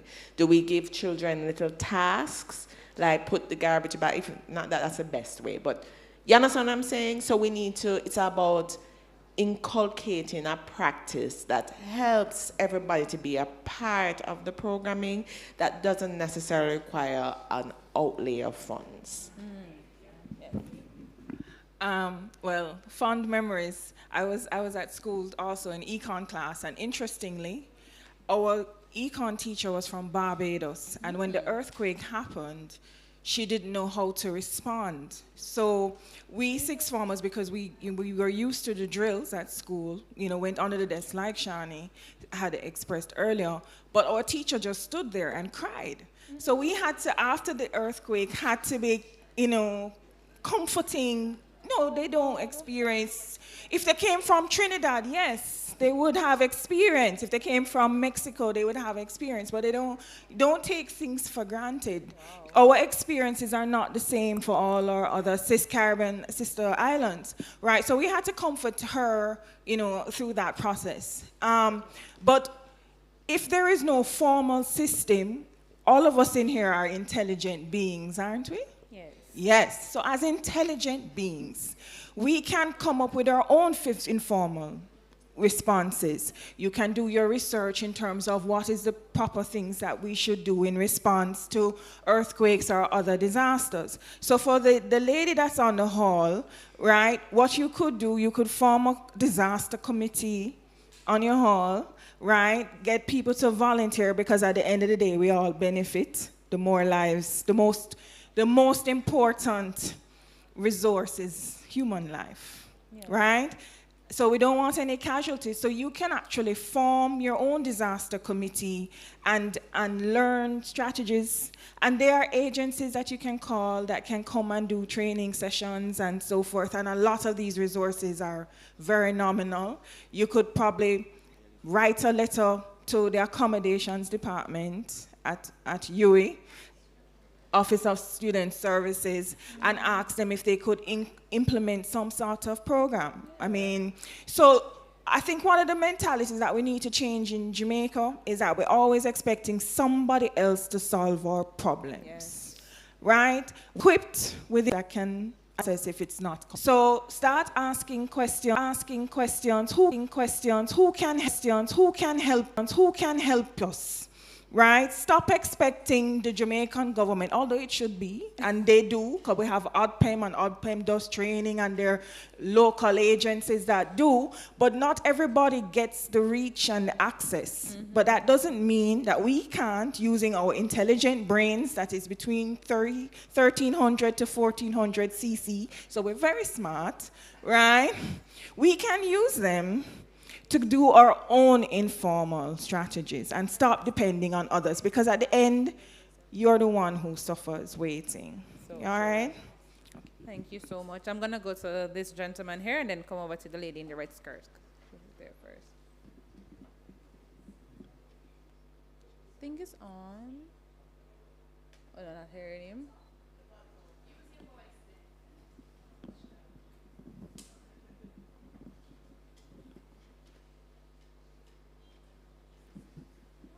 Hello? Yes, we're hearing you. All right, so good morning, everyone. Morning. My name is Taj Alexander. I'm a teacher in training at the Chartered Teachers College. I major in history and social studies. We have learned a lot However, I have 2 questions. If you could answer for me, please, I would appreciate that. My first one is, what have the members of this panel or organization have done to help with the preservation of the cultural and natural heritage? Okay. So that's for everybody? Yeah, that's for everybody. So I could ask the second one, or you just answer. And okay, the second one is, what are some suggestions that you could give to us as Gen Zs to preserve the natural and cultural heritage, especially the intangible cultural heritage? No, you bowl over a panelist. I'm going to think little. And star student Dr. Shani is going to attempt for us first. All right, so the government of Jamaica has several cultural organizations that are invested in the preservation of both tangible and intangible heritage. So this program is one such way we go about doing the public education work around disaster recovery and preparedness as well as resilience. So I'm going to just kind of give you a kind of broad mapping of what the organization, which organizations do what, and then give you a context in terms of how it works in preservation. So the Institute of Jamaica has a total of 5 divisions, 2 departments, right? It's the holder of the national material culture. So natural history, the collection of the Institute of Jamaica, which dates back to 1879, the oldest collection is the collection in special collections in National Library and the Natural History Museum of Jamaica, dating back to that period coming out of the Royal Art Society in the 1860s. They hold fine arts, natural history, books and libraries, even though National Library is an executive agency. Jamaica Music Museum, African Caribbean Institute of Jamaica, Jamaica Memory Bank evolves out of the ethnographic work of Olive Lewin. And that's where a lot of the initial recordings of Kumina Revival, Gere, all the kind of Afro-Jamaican heritage is located with African Caribbean Institute of Jamaica, Jamaica Memory Bank. And they have a responsibility of doing the oral histories for persons who are 100 years or more. Now, the Jamaica National Heritage Trust, which was National Trust, emerged at some point. It was one organization where the Institute of Jamaica is in charge of built heritage. Jamaica National Heritage Trust Commission, right, is in charge of the built heritage as well as archaeological collections, resources, right? So all the kind of data that you need for your class assignments, they're normally on the JNHT side. They are in the business of declarations and designations, development of conservation and preservation guidelines for heritage districts, as well as the Blue and Jonker Mountain, which is a World Heritage Site, and it's an important World Heritage Site because it's a combination of geological, mining, geography. It has, is it the only one with the cloud? It's the only mixed site in the Caribbean, right? You have JCDC. Now, from you go school, primary school, you do JCDC. And that is and JCDC emerges out of the program out of the Ministry of Welfare and Development that was led by Edward Seaga. So JCDC has a very long history of promoting the arts, culture, and having children learn the poetry and songs, so promoting the work of Louise Bennett, Ronnie Williams, all of those persons with other organizations that are an important part that overlap with the kind of nationalistic aspect of Jamaican cultural identity and promotion. It's National Dance Theatre Company. There was also a operatic organization that switched into culture something. There is the pantomime. So all of us are in the business of doing the work. What is sad, I would say, is that our engagement happens at the primary and secondary school level. Once you leave primary and secondary school, you're not obligated to visit an institution, even though the average cost to visit a government-run museum is $400, right? $50 for children, up to the age of 18, right? So you're pitting till you're 18, you pay $50, right? And $400 to go in. What I think has happened is that in Jamaica, there is a natural favoritism for intangible heritage. So sports, dance, music, ATI weekend, right, would take dominance over Emancipation Day, the civil kind of things. And there is all this debate about too much public holiday and whatever. Ultimately, a lot of these things we're actually fighting for their continued significance. So we do a lot of work. Unfortunately, it's not seen. And I know certainly because I'm at the university has done a lot of the research. They work in fact, in the science and technology faculty, they work very closely with the Natural History Museum of Jamaica. And they have some of the most interesting items for you to see. What was the second question? Any recommendations? All right, so I would say that take your children, take your students to heritage sites. One of the things is that while it's, and you know, this is Heritage Day. People are very invested in the Kitchen Beach, Hurricane Lamp. Yeah, man, I schooled them from yesterday. Kitchen Beach, Hurricane Lamp, Tilly Lamp, the Taylor Iron, the Yaba, the porcelain basin. Oh my God, the porcelain chimney, Jesus, right? People are very much invested in what Rex Netterford referred to as the peasant, the romanticized peasant heritage of Jamaica. People's Museum is open? All right, People's Museum of Jamaica. But what we really need, right, is to see ourselves as all active participants creating Jamaican culture and history. So history is not past, it's present, continuous, right? So take your students to the museum, and I'm happy to hear that you're a history teacher and a social studies teacher.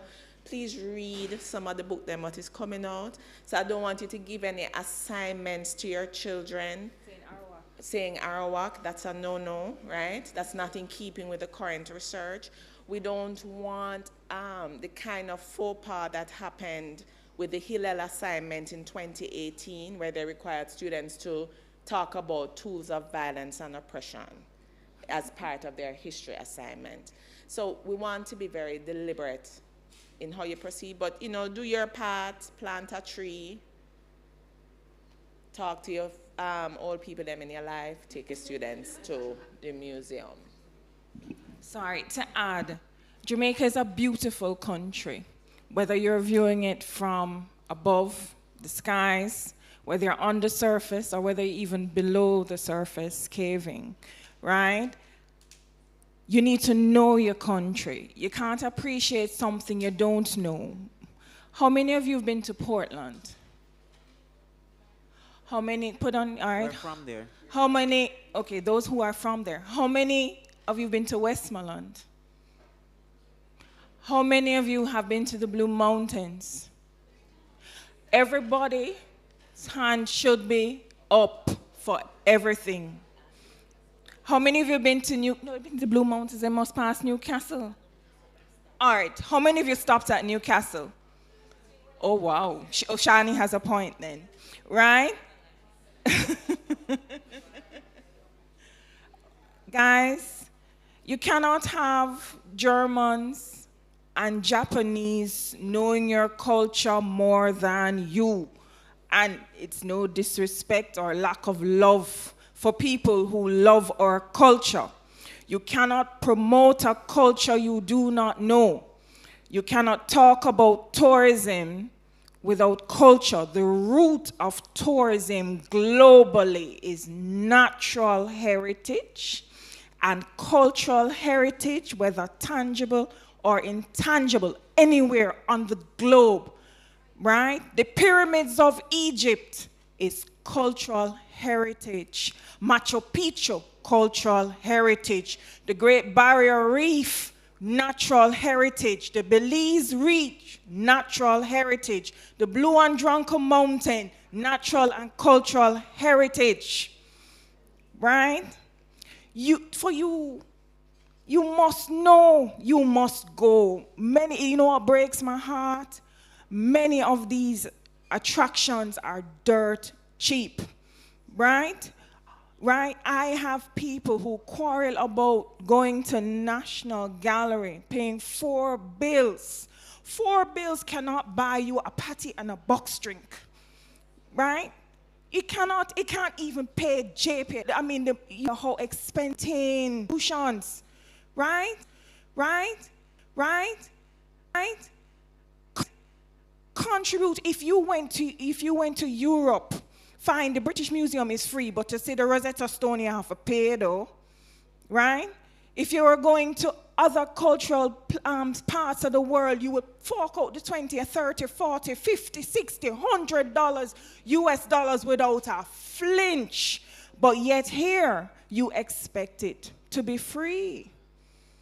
Everything has a cost, right? Even if it's to pay the security or the monument guard, right? Even if it's to provide the toilet tissue, to pay the water bill, everything has a cost, right? So you need to invest in your country, right? So make an effort and visit the sites. Thank you very much.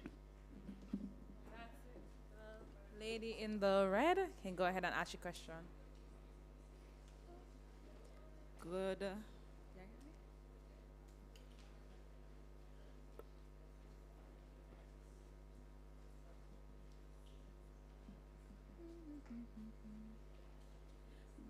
Good morning. Morning. My name is Shemer Laws. I'm a research officer in the Natural History Museum of Jamaica. And my question is, how can we measure the success of disaster risk reduction efforts in terms of preserving cultural heritage, and what key indicators should be considered to evaluate the long-term impacts of those initiatives on building resilient communities? Is that directed at any particular panelist? Anybody. Or anybody, okay. I think that's really a loaded question. It has so many different components to it. In terms of just looking at KPIs, there's so many things we can look at. You know, how we value culture, and I'm thinking about we could do it from a you know, both a quantitative and a qualitative standpoint. Because yes, we do want to get some broad information about, you know, person's perception about culture and so on, but at the same time, we might want that qualitative information in terms of the value.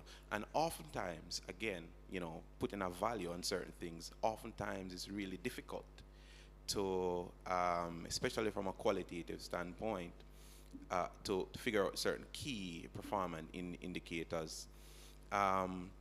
And I can use this example. So we're doing this study in the Blue and Jankro Mountain heritage, at the heritage site. And what we're looking at is the interaction between farmers and how they were affecting or influencing the heritage site, because you know farmers, they required to cut down land, and this would mean removing trees. It would mean slash and burn and affecting the area, and you know, some things that were really difficult for us to really put a value on was the experiences and the history of some of these persons having maroon heritage, you know, having a kind of connection with nature, that you can only get that information through qualitative information. Yeah, so oftentimes it's very difficult to in essence capture all that information, but you know, generally certain socioeconomic studies can help to capture that information. All right, thank you. Any other panelists want to chime in, or that's it? Usually, though, when we do have a disaster, the Planning Institute of Jamaica, they do a post-disaster needs assessment, and these assessments highlight areas that, of course, have been affected by the disasters. They're usually calculated in terms of loss and also the cost for recovery. So if we're going to put indicators in terms of how well we respond to these disasters, we could basically compare the monetary loss, because unfortunately that's what the focus is, and see how they go down across time with better implementation.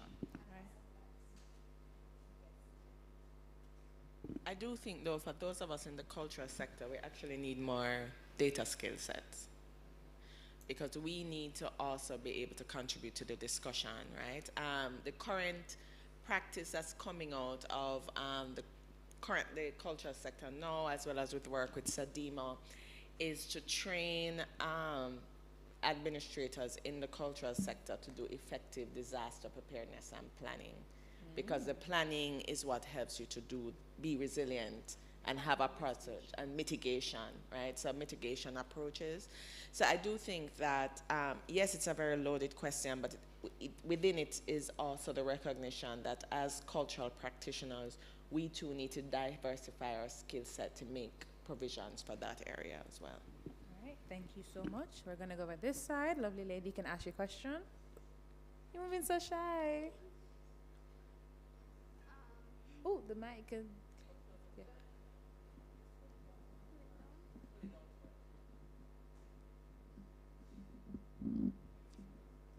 Lovely. Good morning. My name is Abigail Anglin. I'm a student at PCC. I have a question for anyone of the people on the stage. Could the earthquakes that are occurring contribute to the expansion and the overall area of Jamaica? Meaning that, you have convergence and divergent. I did geography. So you have convergent and divergent plate tectonics, Divergent is when the Earth's crust goes separate ways. So in most cases, you have lava that will rise, and when the lava rises, it comes to the surface and it cools. And I think that would add to the landmass of Jamaica. So from your expertise and where you're from and your experiences, do you think that it could add to the expansion of Jamaica? All right, thank you. All right. So based on what we know so far, based on the geologic history of Jamaica, as mentioned earlier, the Blue Mountain is a dormant volcano. And based on our location currently, we do not have active subduction zones. And as a result of that, our main earthquakes come from a transformed plate margin. And typically, a transformed plate margin would not lead to an increase in surface area, because we wouldn't have any volcanic lava, coming to the surface. Okay. My last question, sorry that I did not say this before, but what strategies do you think the government should put in place to help the women and children during hurricane season? Okay.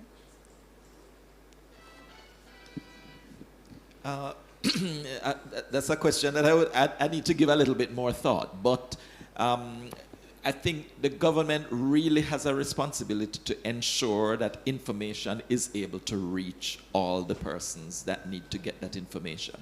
It makes sense, the kind of research that can be done. For instance, after Hurricanes Irma and Maria a few years ago, there was research that was done that showed the kind of difference in terms of the various user groups of information and how they were impacted, how women, how children were impacted. And I think that kind of research information, it doesn't make sense to just put that on a shelf. It's something that needs to now be put into policy, and so that we can utilize that in order for our our people, and of course the women and children who we saw being impacted negatively by previous events, that they will now be put on the empowerment side of things so that they are able to take the kind of action that needs to be taken. Of course, it also means speaking to the various agencies that are responsible for passing on that kind of the information to advise of what needs to be done to ensure that these people are better served. Because one of the things that came out of the study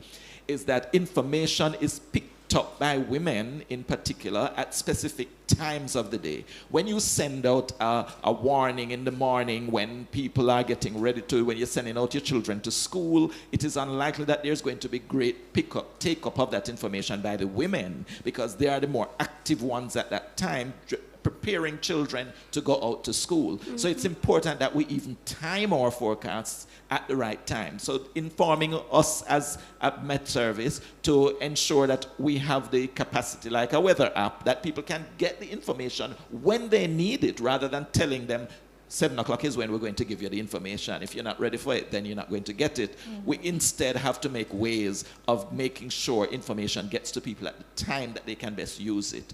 There is also research that shows that some of the social media pickup of information is also done at specific times of the day. When you send out a tweet, Emma Lewis will tell you, she knows when she needs to send out her tweets or her blogs or whatever she sends out on social media, so that she gets the good uptake from people, and you see all the likes and you see all the retweets and those kinds of things at certain times of the day. So it's important that we take advantage of the research and utilize that as we make way for those persons who are more vulnerable or who are less served to really get the information when they need it. Okay, all right, thank you so much. So we're going over this side, gentleman in the purple. Okay, my check 1, 2. All right. Good day, everyone. My name is Commander Mitchell, and I'm a student of the Portmore Community College. My question is, and this is tying with what a gentleman said earlier, with Port Royal being a sand dune as stated earlier, in your opinion, how can I, in my own little way, or better yet, the people of Port Royal, protect or preserve its cultural sites, or mitigate the effects of destruction? Because I do understand that there are institutions put in place, but I also understand that they aren't superheroes. So how can we, in our own little way, help? Do Port Royalists respond to disasters? You don't leave. You think that, we're sending some propaganda over and over. You don't go to your shelters. I mean, you reinforce your boats when you have hurricane season, but really, I worked in Port Royal for many years. Unfortunately, I'm a Kingstonian, but I do know the differences in the Port Royalist culture. But I think Port Royalists, the people from the community, yes, you need to value your culture.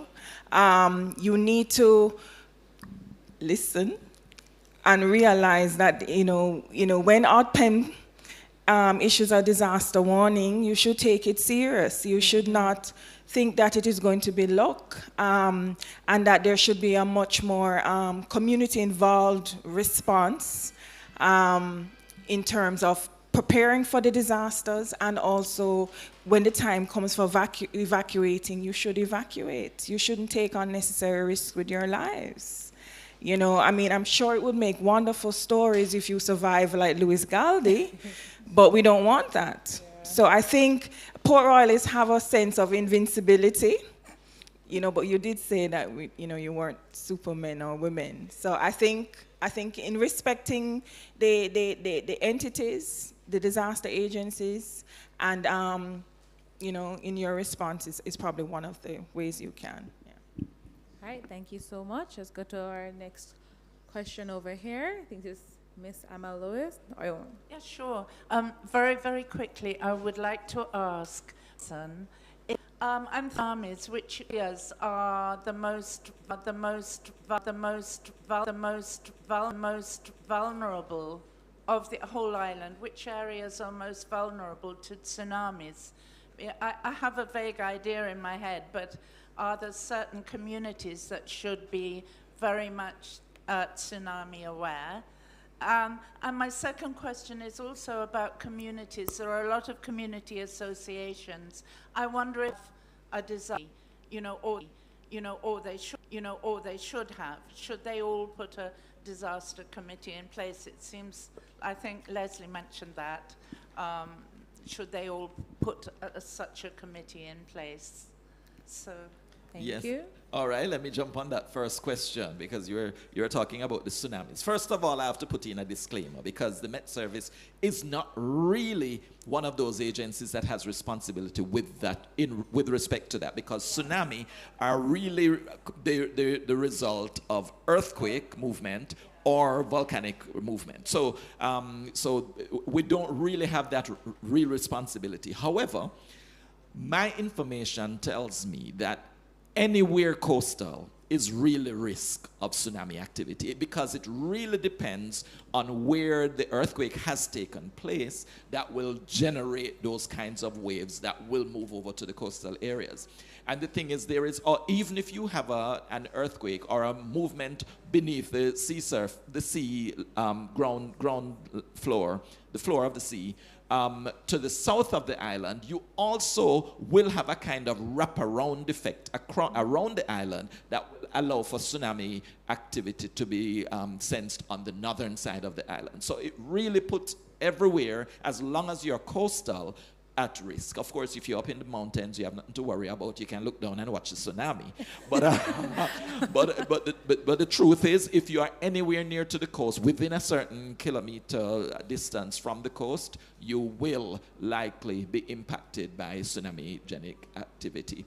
I also wanted to just comment very briefly on the community thing, because I think that's a very important point, that we have those community groups that assist in passing out that kind of information and equipping our population with the kind of information that is required. It is important. We spoke about Port Royal a while ago, and I think we need to be a little bit more proactive in dealing with a community like that does not see the need to move. One of the things I think that concerns them is that when they move, who going to take with them place and them things. So maybe there are that's one of the things. I mean, it's not the only thing, because they believe too that everything passes them and nothing happens, so why it going to happen the next time? And so they live in the past success that they have experienced and forget some of the negative things that also happened in their past. So I think maybe from a governmental side, there needs to be some kind of system that assures them of the protection of their property in some way. Of course, you can't say you're going to leave the policemen to watch it, because they will now be at risk. But there needs to be some kind of thing, or some penalties for anybody who intrudes, or something that will give them some sense of comfort where they can really leave their property and believe that it will be safe. Thank you, Mr. Thompson. So, lady in the blue, and then gentleman over here. So, good morning again, everyone.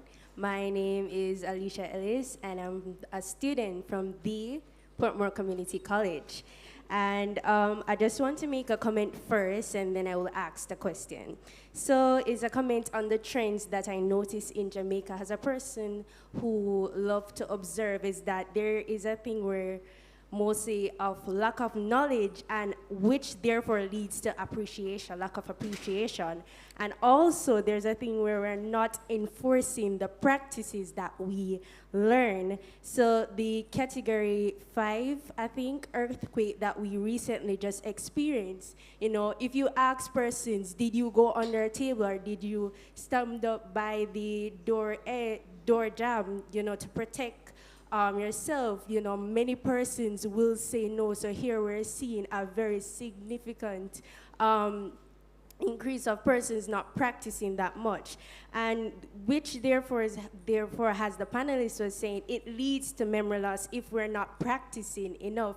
Because, for example, I do mathematics, and if you don't practice each and every day, therefore you will not understand the concept, because what you don't practice, so you don't retain the knowledge, or you don't know what to do. Also, I would say that there is a need for more work on learning the information, researching new information, to be updated on whatever is happening in the country, and also to consistently practice. Consistency is what Jamaicans really very much lacked in. Also, the question, as it relates to the lack of interconnectedness, is there a reason as it is why there is not a relationship between officials and experts on disasters? Is there like a stigma, or there is no value or appreciation for these experts? And even so, how can we Jamaicans move forward with having more appreciation for these experts? I think it's a struggle of our work boundaries, right? I think that it happens at school. You learn history separate from geography, separate from chemistry, physics, biology. And what has happened is that we all have our own mandates, right? We all have our own responsibilities to take care of. So the Met Service has a professional commitment to international organizations as well as its local obligations. And the same happens in cultural institutions. So it is not that we are not interested in working together. I think although there's some human and politics component to it, but I think for the most part is identifying the right synergies, right? So for something to work well, so when the Blue and Jonkra Mountain was coming up for World Heritage designation, and they needed to work through the buffer zones in terms of in relationship to the Moortown, Maroontown, as well as components of mining legislation and so on. No, I'm not going to say it's perfect, but it required conversation across multiple ministries and agencies, because everything is streamlined in such a way that people can take care of their respective mandates.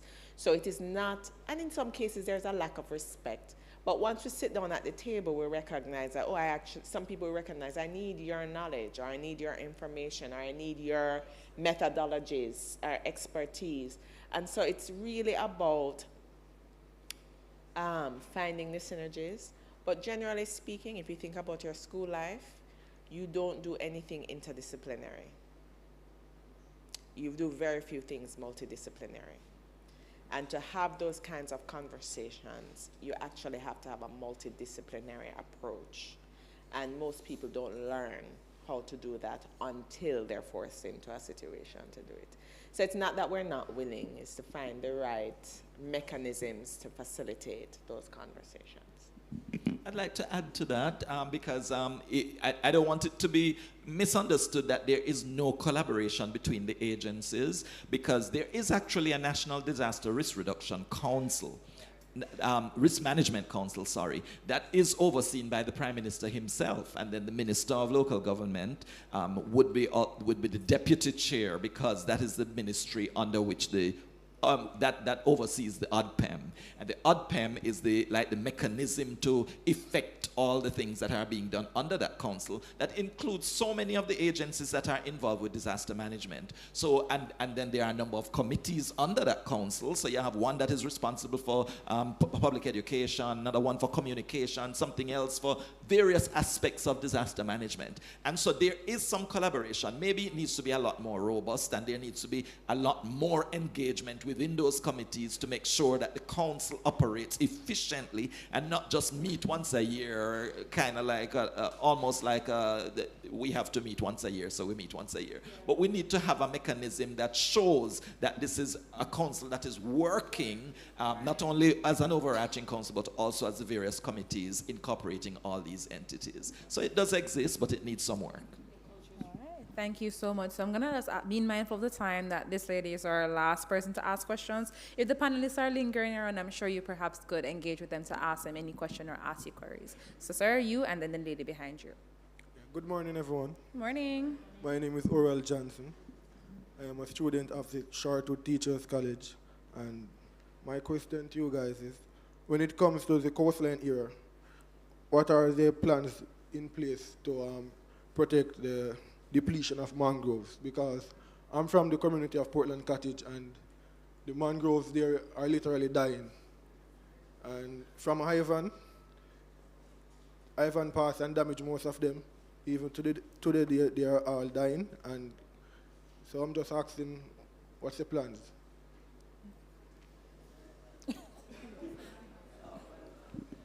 Yes, it's not a question that I have the authority really to speak too much on, but I know Again, a lot needs to be done because we recognize the depletion of mangroves right around our coastlines, and we also recognize the importance of mangroves in our protection from various hazards. I know that there is a project in the National Environment and Planning Agency that is involved with the replacement, and all this is under the Ministry of Economic Growth and Job Creation, that there is such a program. I remember the minister responsible for those agents of environment being involved with actual planting, replanting of mangroves, and there is also some nursery that has been developed to develop the mangroves before you can have them planted in the open environment. So there is a program. Clearly, there needs to be much more done, and also education so that people know that this is done, and also education to know that you do not contribute to the depletion of the mangroves because of their importance. So I recognize the point, and I believe the NEPA is trying to address it. Okay. Very well, thank you. Just to add briefly to that, because it's really at the two sides of a coin.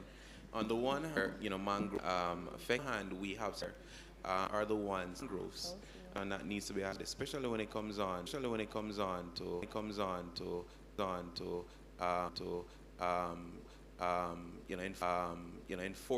enforcing certain laws in place. And we can think about the perfect example in the Western Hemisphere, Haiti, where over decades, they depleted the mangroves because they were burning coal, for fuel.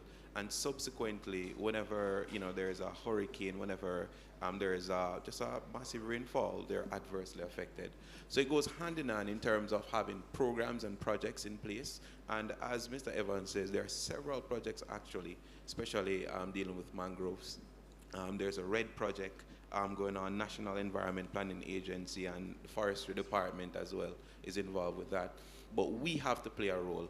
And it's really good that you asked the question, because you have to play a role as well, all of you here, to know that mangroves are valuable to us, and we shouldn't destroy them. That is right. Thank you so much, Mr. Scott. Our last question. Okay, good morning, everybody. Morning. My name is Kadika Stewart. I am a student from the Portmore Community College, and I am studying architecture and construction technology.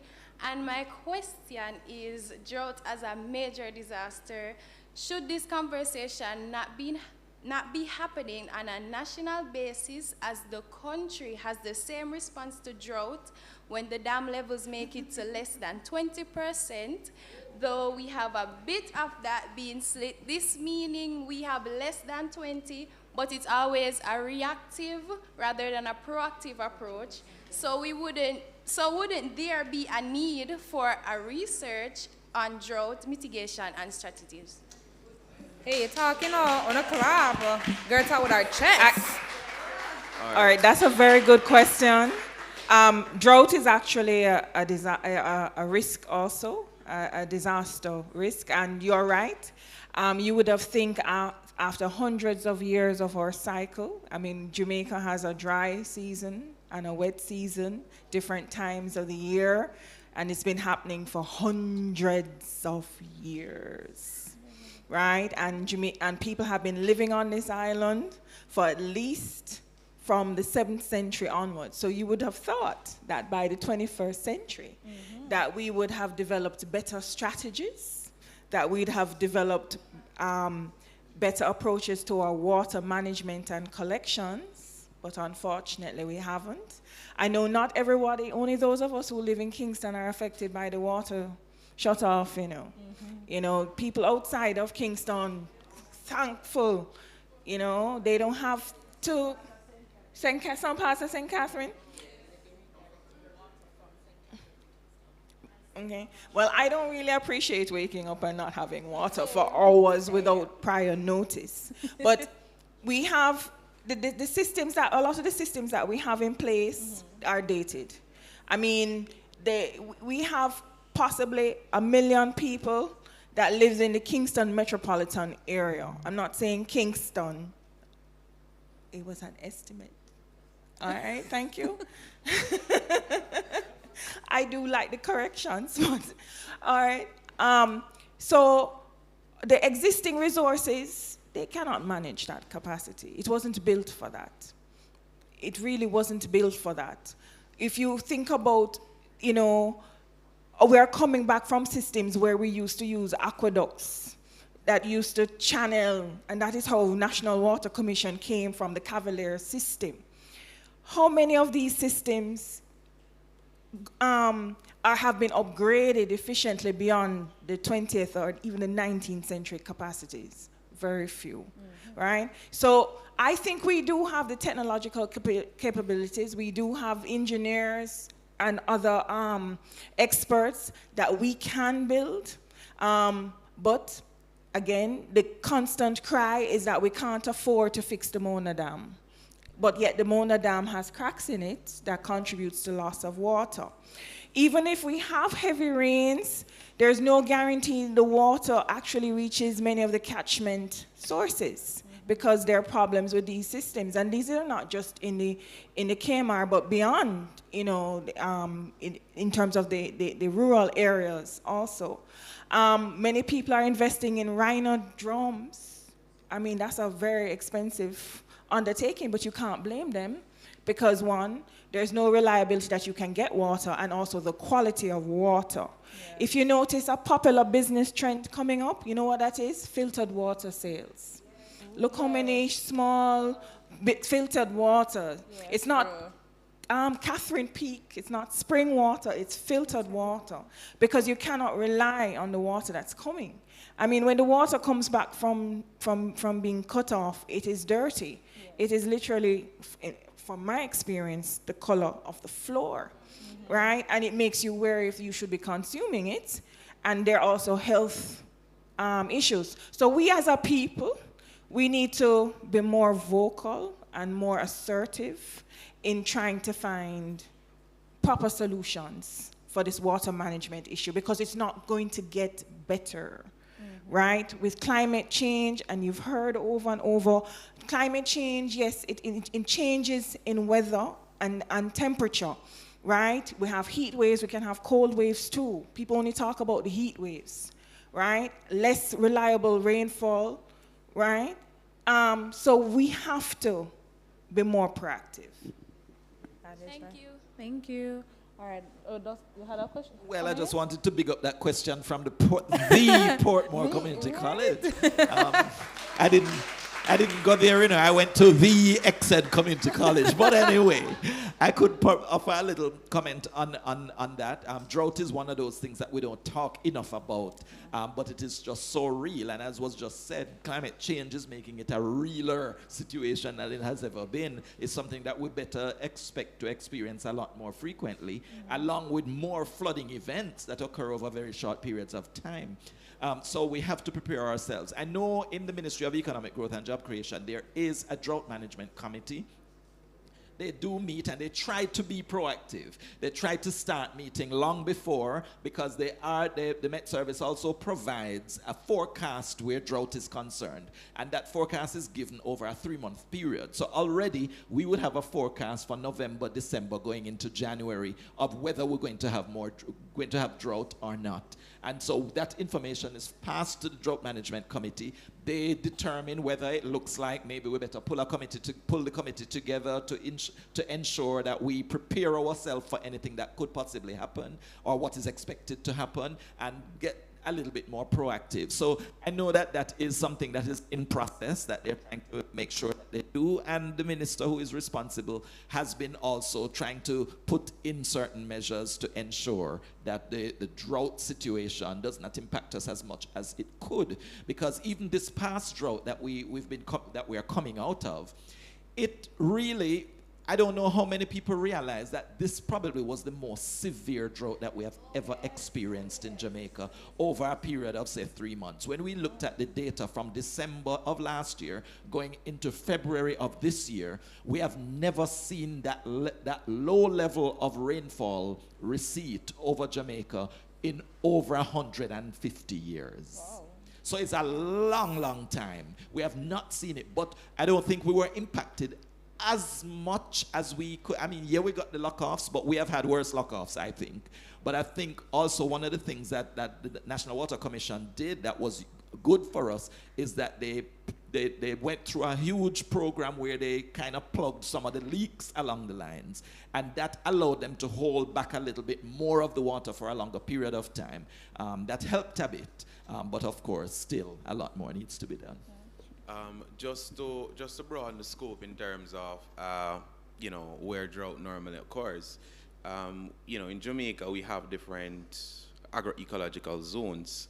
So, for example, South St. Elizabeth, they're known for drought activity.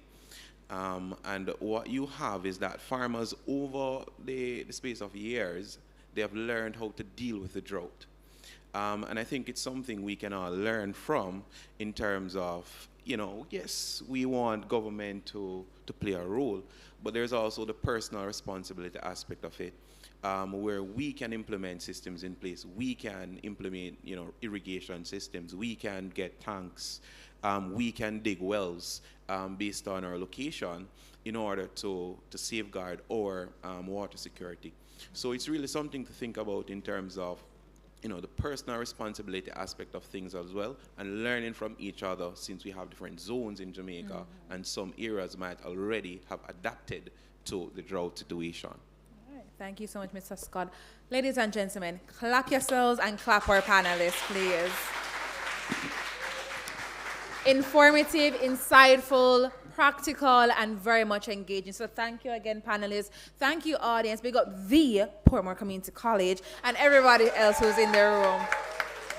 So we're winding down, but just before we close off everything, I'm going to invite to the stage Mr. Alibek Otambekov. I really hope I got that right. The program specialist here at the Program Specialist and Natural Science Sector UNESCO Office for the Caribbean to give the vote of thanks. Thereafter, we'll do a presentation of tokens. So I'll ask the panelists to just stay on the stage for that part of it. So vote of thanks now by Mr. Alibek.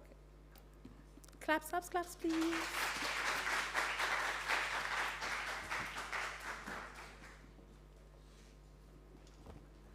Good morning, dear colleagues, dear brothers and sisters. My name is Alibek Otambekov. I'm working for UNESCO for the natural science sector. And on behalf of me and on behalf of the UNESCO, I would like to thank each of you, especially the students who are here, which we are relying on the youth who are building the future. And special thanks to the panelists with a very, very nice, I would say, conversation and dialogue and questioning and answering. It was great. Why International Day of Disaster Risk Reduction gathering us this day, not only here, but just to let you know that all over the world, in the communities, in the other countries, in the other places, there are lots of occasions today is going on dedicated to this Disaster Risk Reduction Day, because as you may know, each of the part of the world facing differently to any kind of disaster and hazards which affects the quality of their life. And there are lots of different contexts that the communities, people in the urban and the rural areas, they are facing with different kind of disasters, but the suffering remains the same to everybody. And I would say science, education, and culture would play a significant role to, in the reducing the risk. What is making high the risk today? We know that the hazards are going on. There was happening thousands and hundreds of thousands of years, and today what makes high the risk is the people, I would say, increase the vulnerability due to these hazards. And the population growing is becoming more vulnerable to those hazards. And what can we do? What is in our hand? We cannot reduce the capacity of those hazards. We cannot reduce the magnitude of reduce the capacity, hurricane power. But what we can do is reduce the vulnerability. And we are relying on the science and education and, of course, the culture. And UNESCO is the organization that working with all of these three directions, science education and culture, and I would say each of them have the significant role on risk reduction strategy, as science brings us more information about the hazards and the impact, and through the science we could do the early warning, develop the early warning system, or the evacuation plan, or the disaster risk strategy planning. And education can bring to the people, I mean, the education and how they can use these plans and how they can use the early warning system in order to reduce the risk. And of course, culture. Today is the problem is not only outside of the man, I would say. We call it destruction, or we call it catastrophe when we see any hazard or any disaster, but it is how the earth is living. This is how the earth process is the life of the earth, and another problem is one of the big problem is the nature is destruction inside of our mind, and people are disconnected from the environment. People are disconnected from their own lands, and the sacredness and the harmony is destroying inside our consciousness, and culture would play a significant role on that. And we are relying on the indigenous knowledge, indigenous practices, which is again reconnect us to the I would say nature, to the environment, and and that's what I wanted to say shortly. And once again, thank you very much for this occasion, especially to the Institute of Jamaica, who could organize this gathering. And I hope that in future we will have these dialogues, not only in the International Day of Disaster Reduction, but we will have lots of other occasions that we could come together. And UNESCO is open for all level of the cooperation, starting from the local, the national, and regional up to global level. And UNESCO cannot go herself to install the early warning system or develop the disaster risk plan, but we are open to work collaboration with the national institution to support them, to help, and we are waiting for this partnership. And I hope that we will strengthen this collaboration and partnership in future. And thanks again to each of you.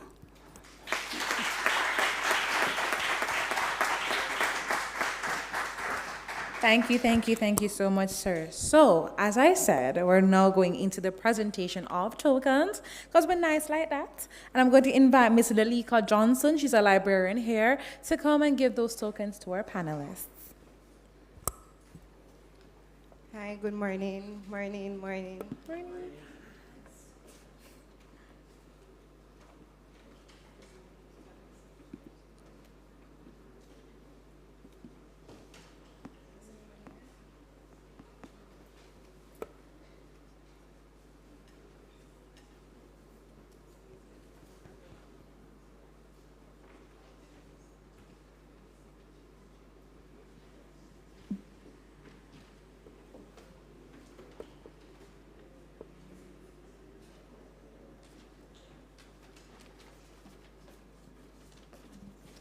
Okay, good morning again. Morning.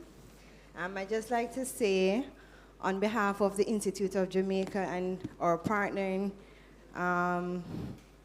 organization, UNESCO, I'd like to say a huge thank you to our panelists. The information that was shared with us, it's amazing, so informative. And we really appreciate you guys coming out and giving this discussion, especially with our young students here with us. Thank you so much. Thank you so much on behalf of everyone. Mr. Lance Scott.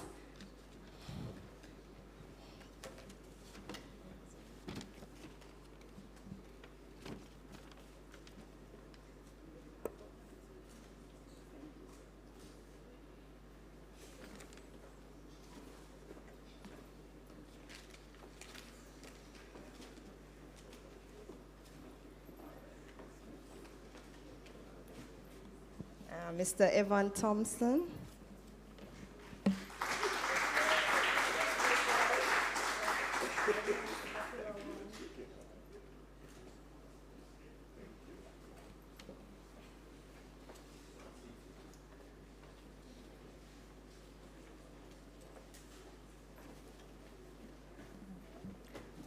Dr. Shani Roper.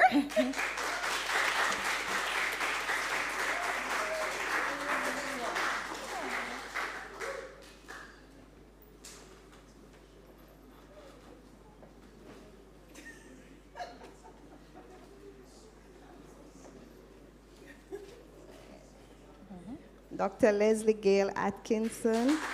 Swaby.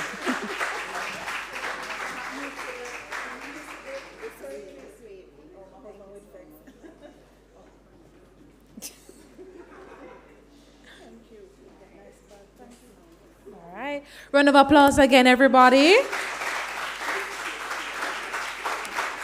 All right, so as you know, all good things must come to an end, and I just want to say, first and foremost, a special, want a ackee and starfish, dumpling and banana with like a plant on the side and a nice cherry juice. Kind of round of applause for our main sponsor, UNESCO. So now please clap, clap, clap.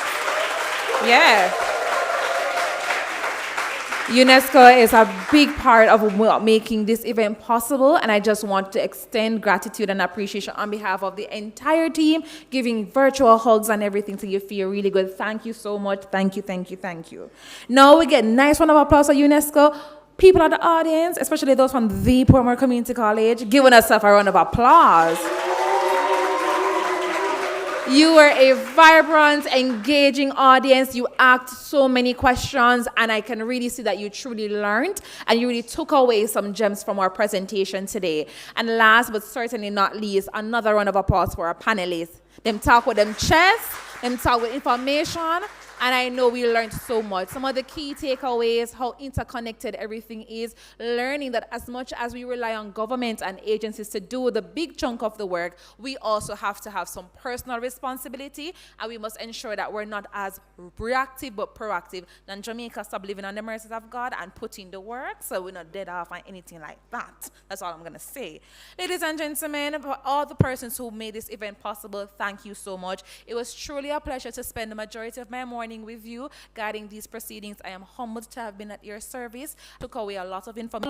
Follow. Stay connected. Take what you learned today for today purposes, but learn and impact your spaces, your communities, and do your little bit to ensure that we are resilient for the future and we're fighting against inequalities. Enjoy the exhibition. Enjoy the rest of your day. My name is Tamoy Campbell, and Okay, my name is Tamoy Campbell. It was a pleasure being your moderator, and you can just turn your attention to the screen for a quick video, and then we can go outside. So thank you so much, and enjoy the rest of your day. 90% of climate-related deaths occur in poorer countries. Even in wealthier countries, the majority of disaster victims are the poorest and those already facing social and economic inequality. In the shocking findings of our disability survey launched today, 84% of persons with disabilities feel they are unprepared to respond in the event of a disaster. Inequality in all its forms is a major driver of disaster risk. That is because poverty and inequality create the conditions that force communities to live in hazardous areas with weak infrastructure and housing. Inequality inhibits access to information, services, and warnings. And after a disaster, it takes vulnerable communities much longer to recover, and people are often driven further into poverty. We must break this cycle of inequality, disaster, repeat. On the 2023 International Day for Disaster Risk Reduction, we say no more. No more inequality. No more leaving people behind. No more climate injustice. No one is safe from the threat of disasters until everyone is safe. This means countries must urgently prioritize the rollout of inclusive, multi-hazard early warning systems so that everyone, regardless of where they are, is protected and prepared. It also means adequately funding disaster risk reduction, whether that is through international assistance, public or private investment, and prioritizing developing countries to help them avoid disasters. By supporting the poorest and most vulnerable countries and taking care of the most at risk within all countries, we can ensure no one is left behind and empower people to prosper with equality and resilience. With the right decisions and actions now, we can protect every life from disasters. We can and we must. Thank you.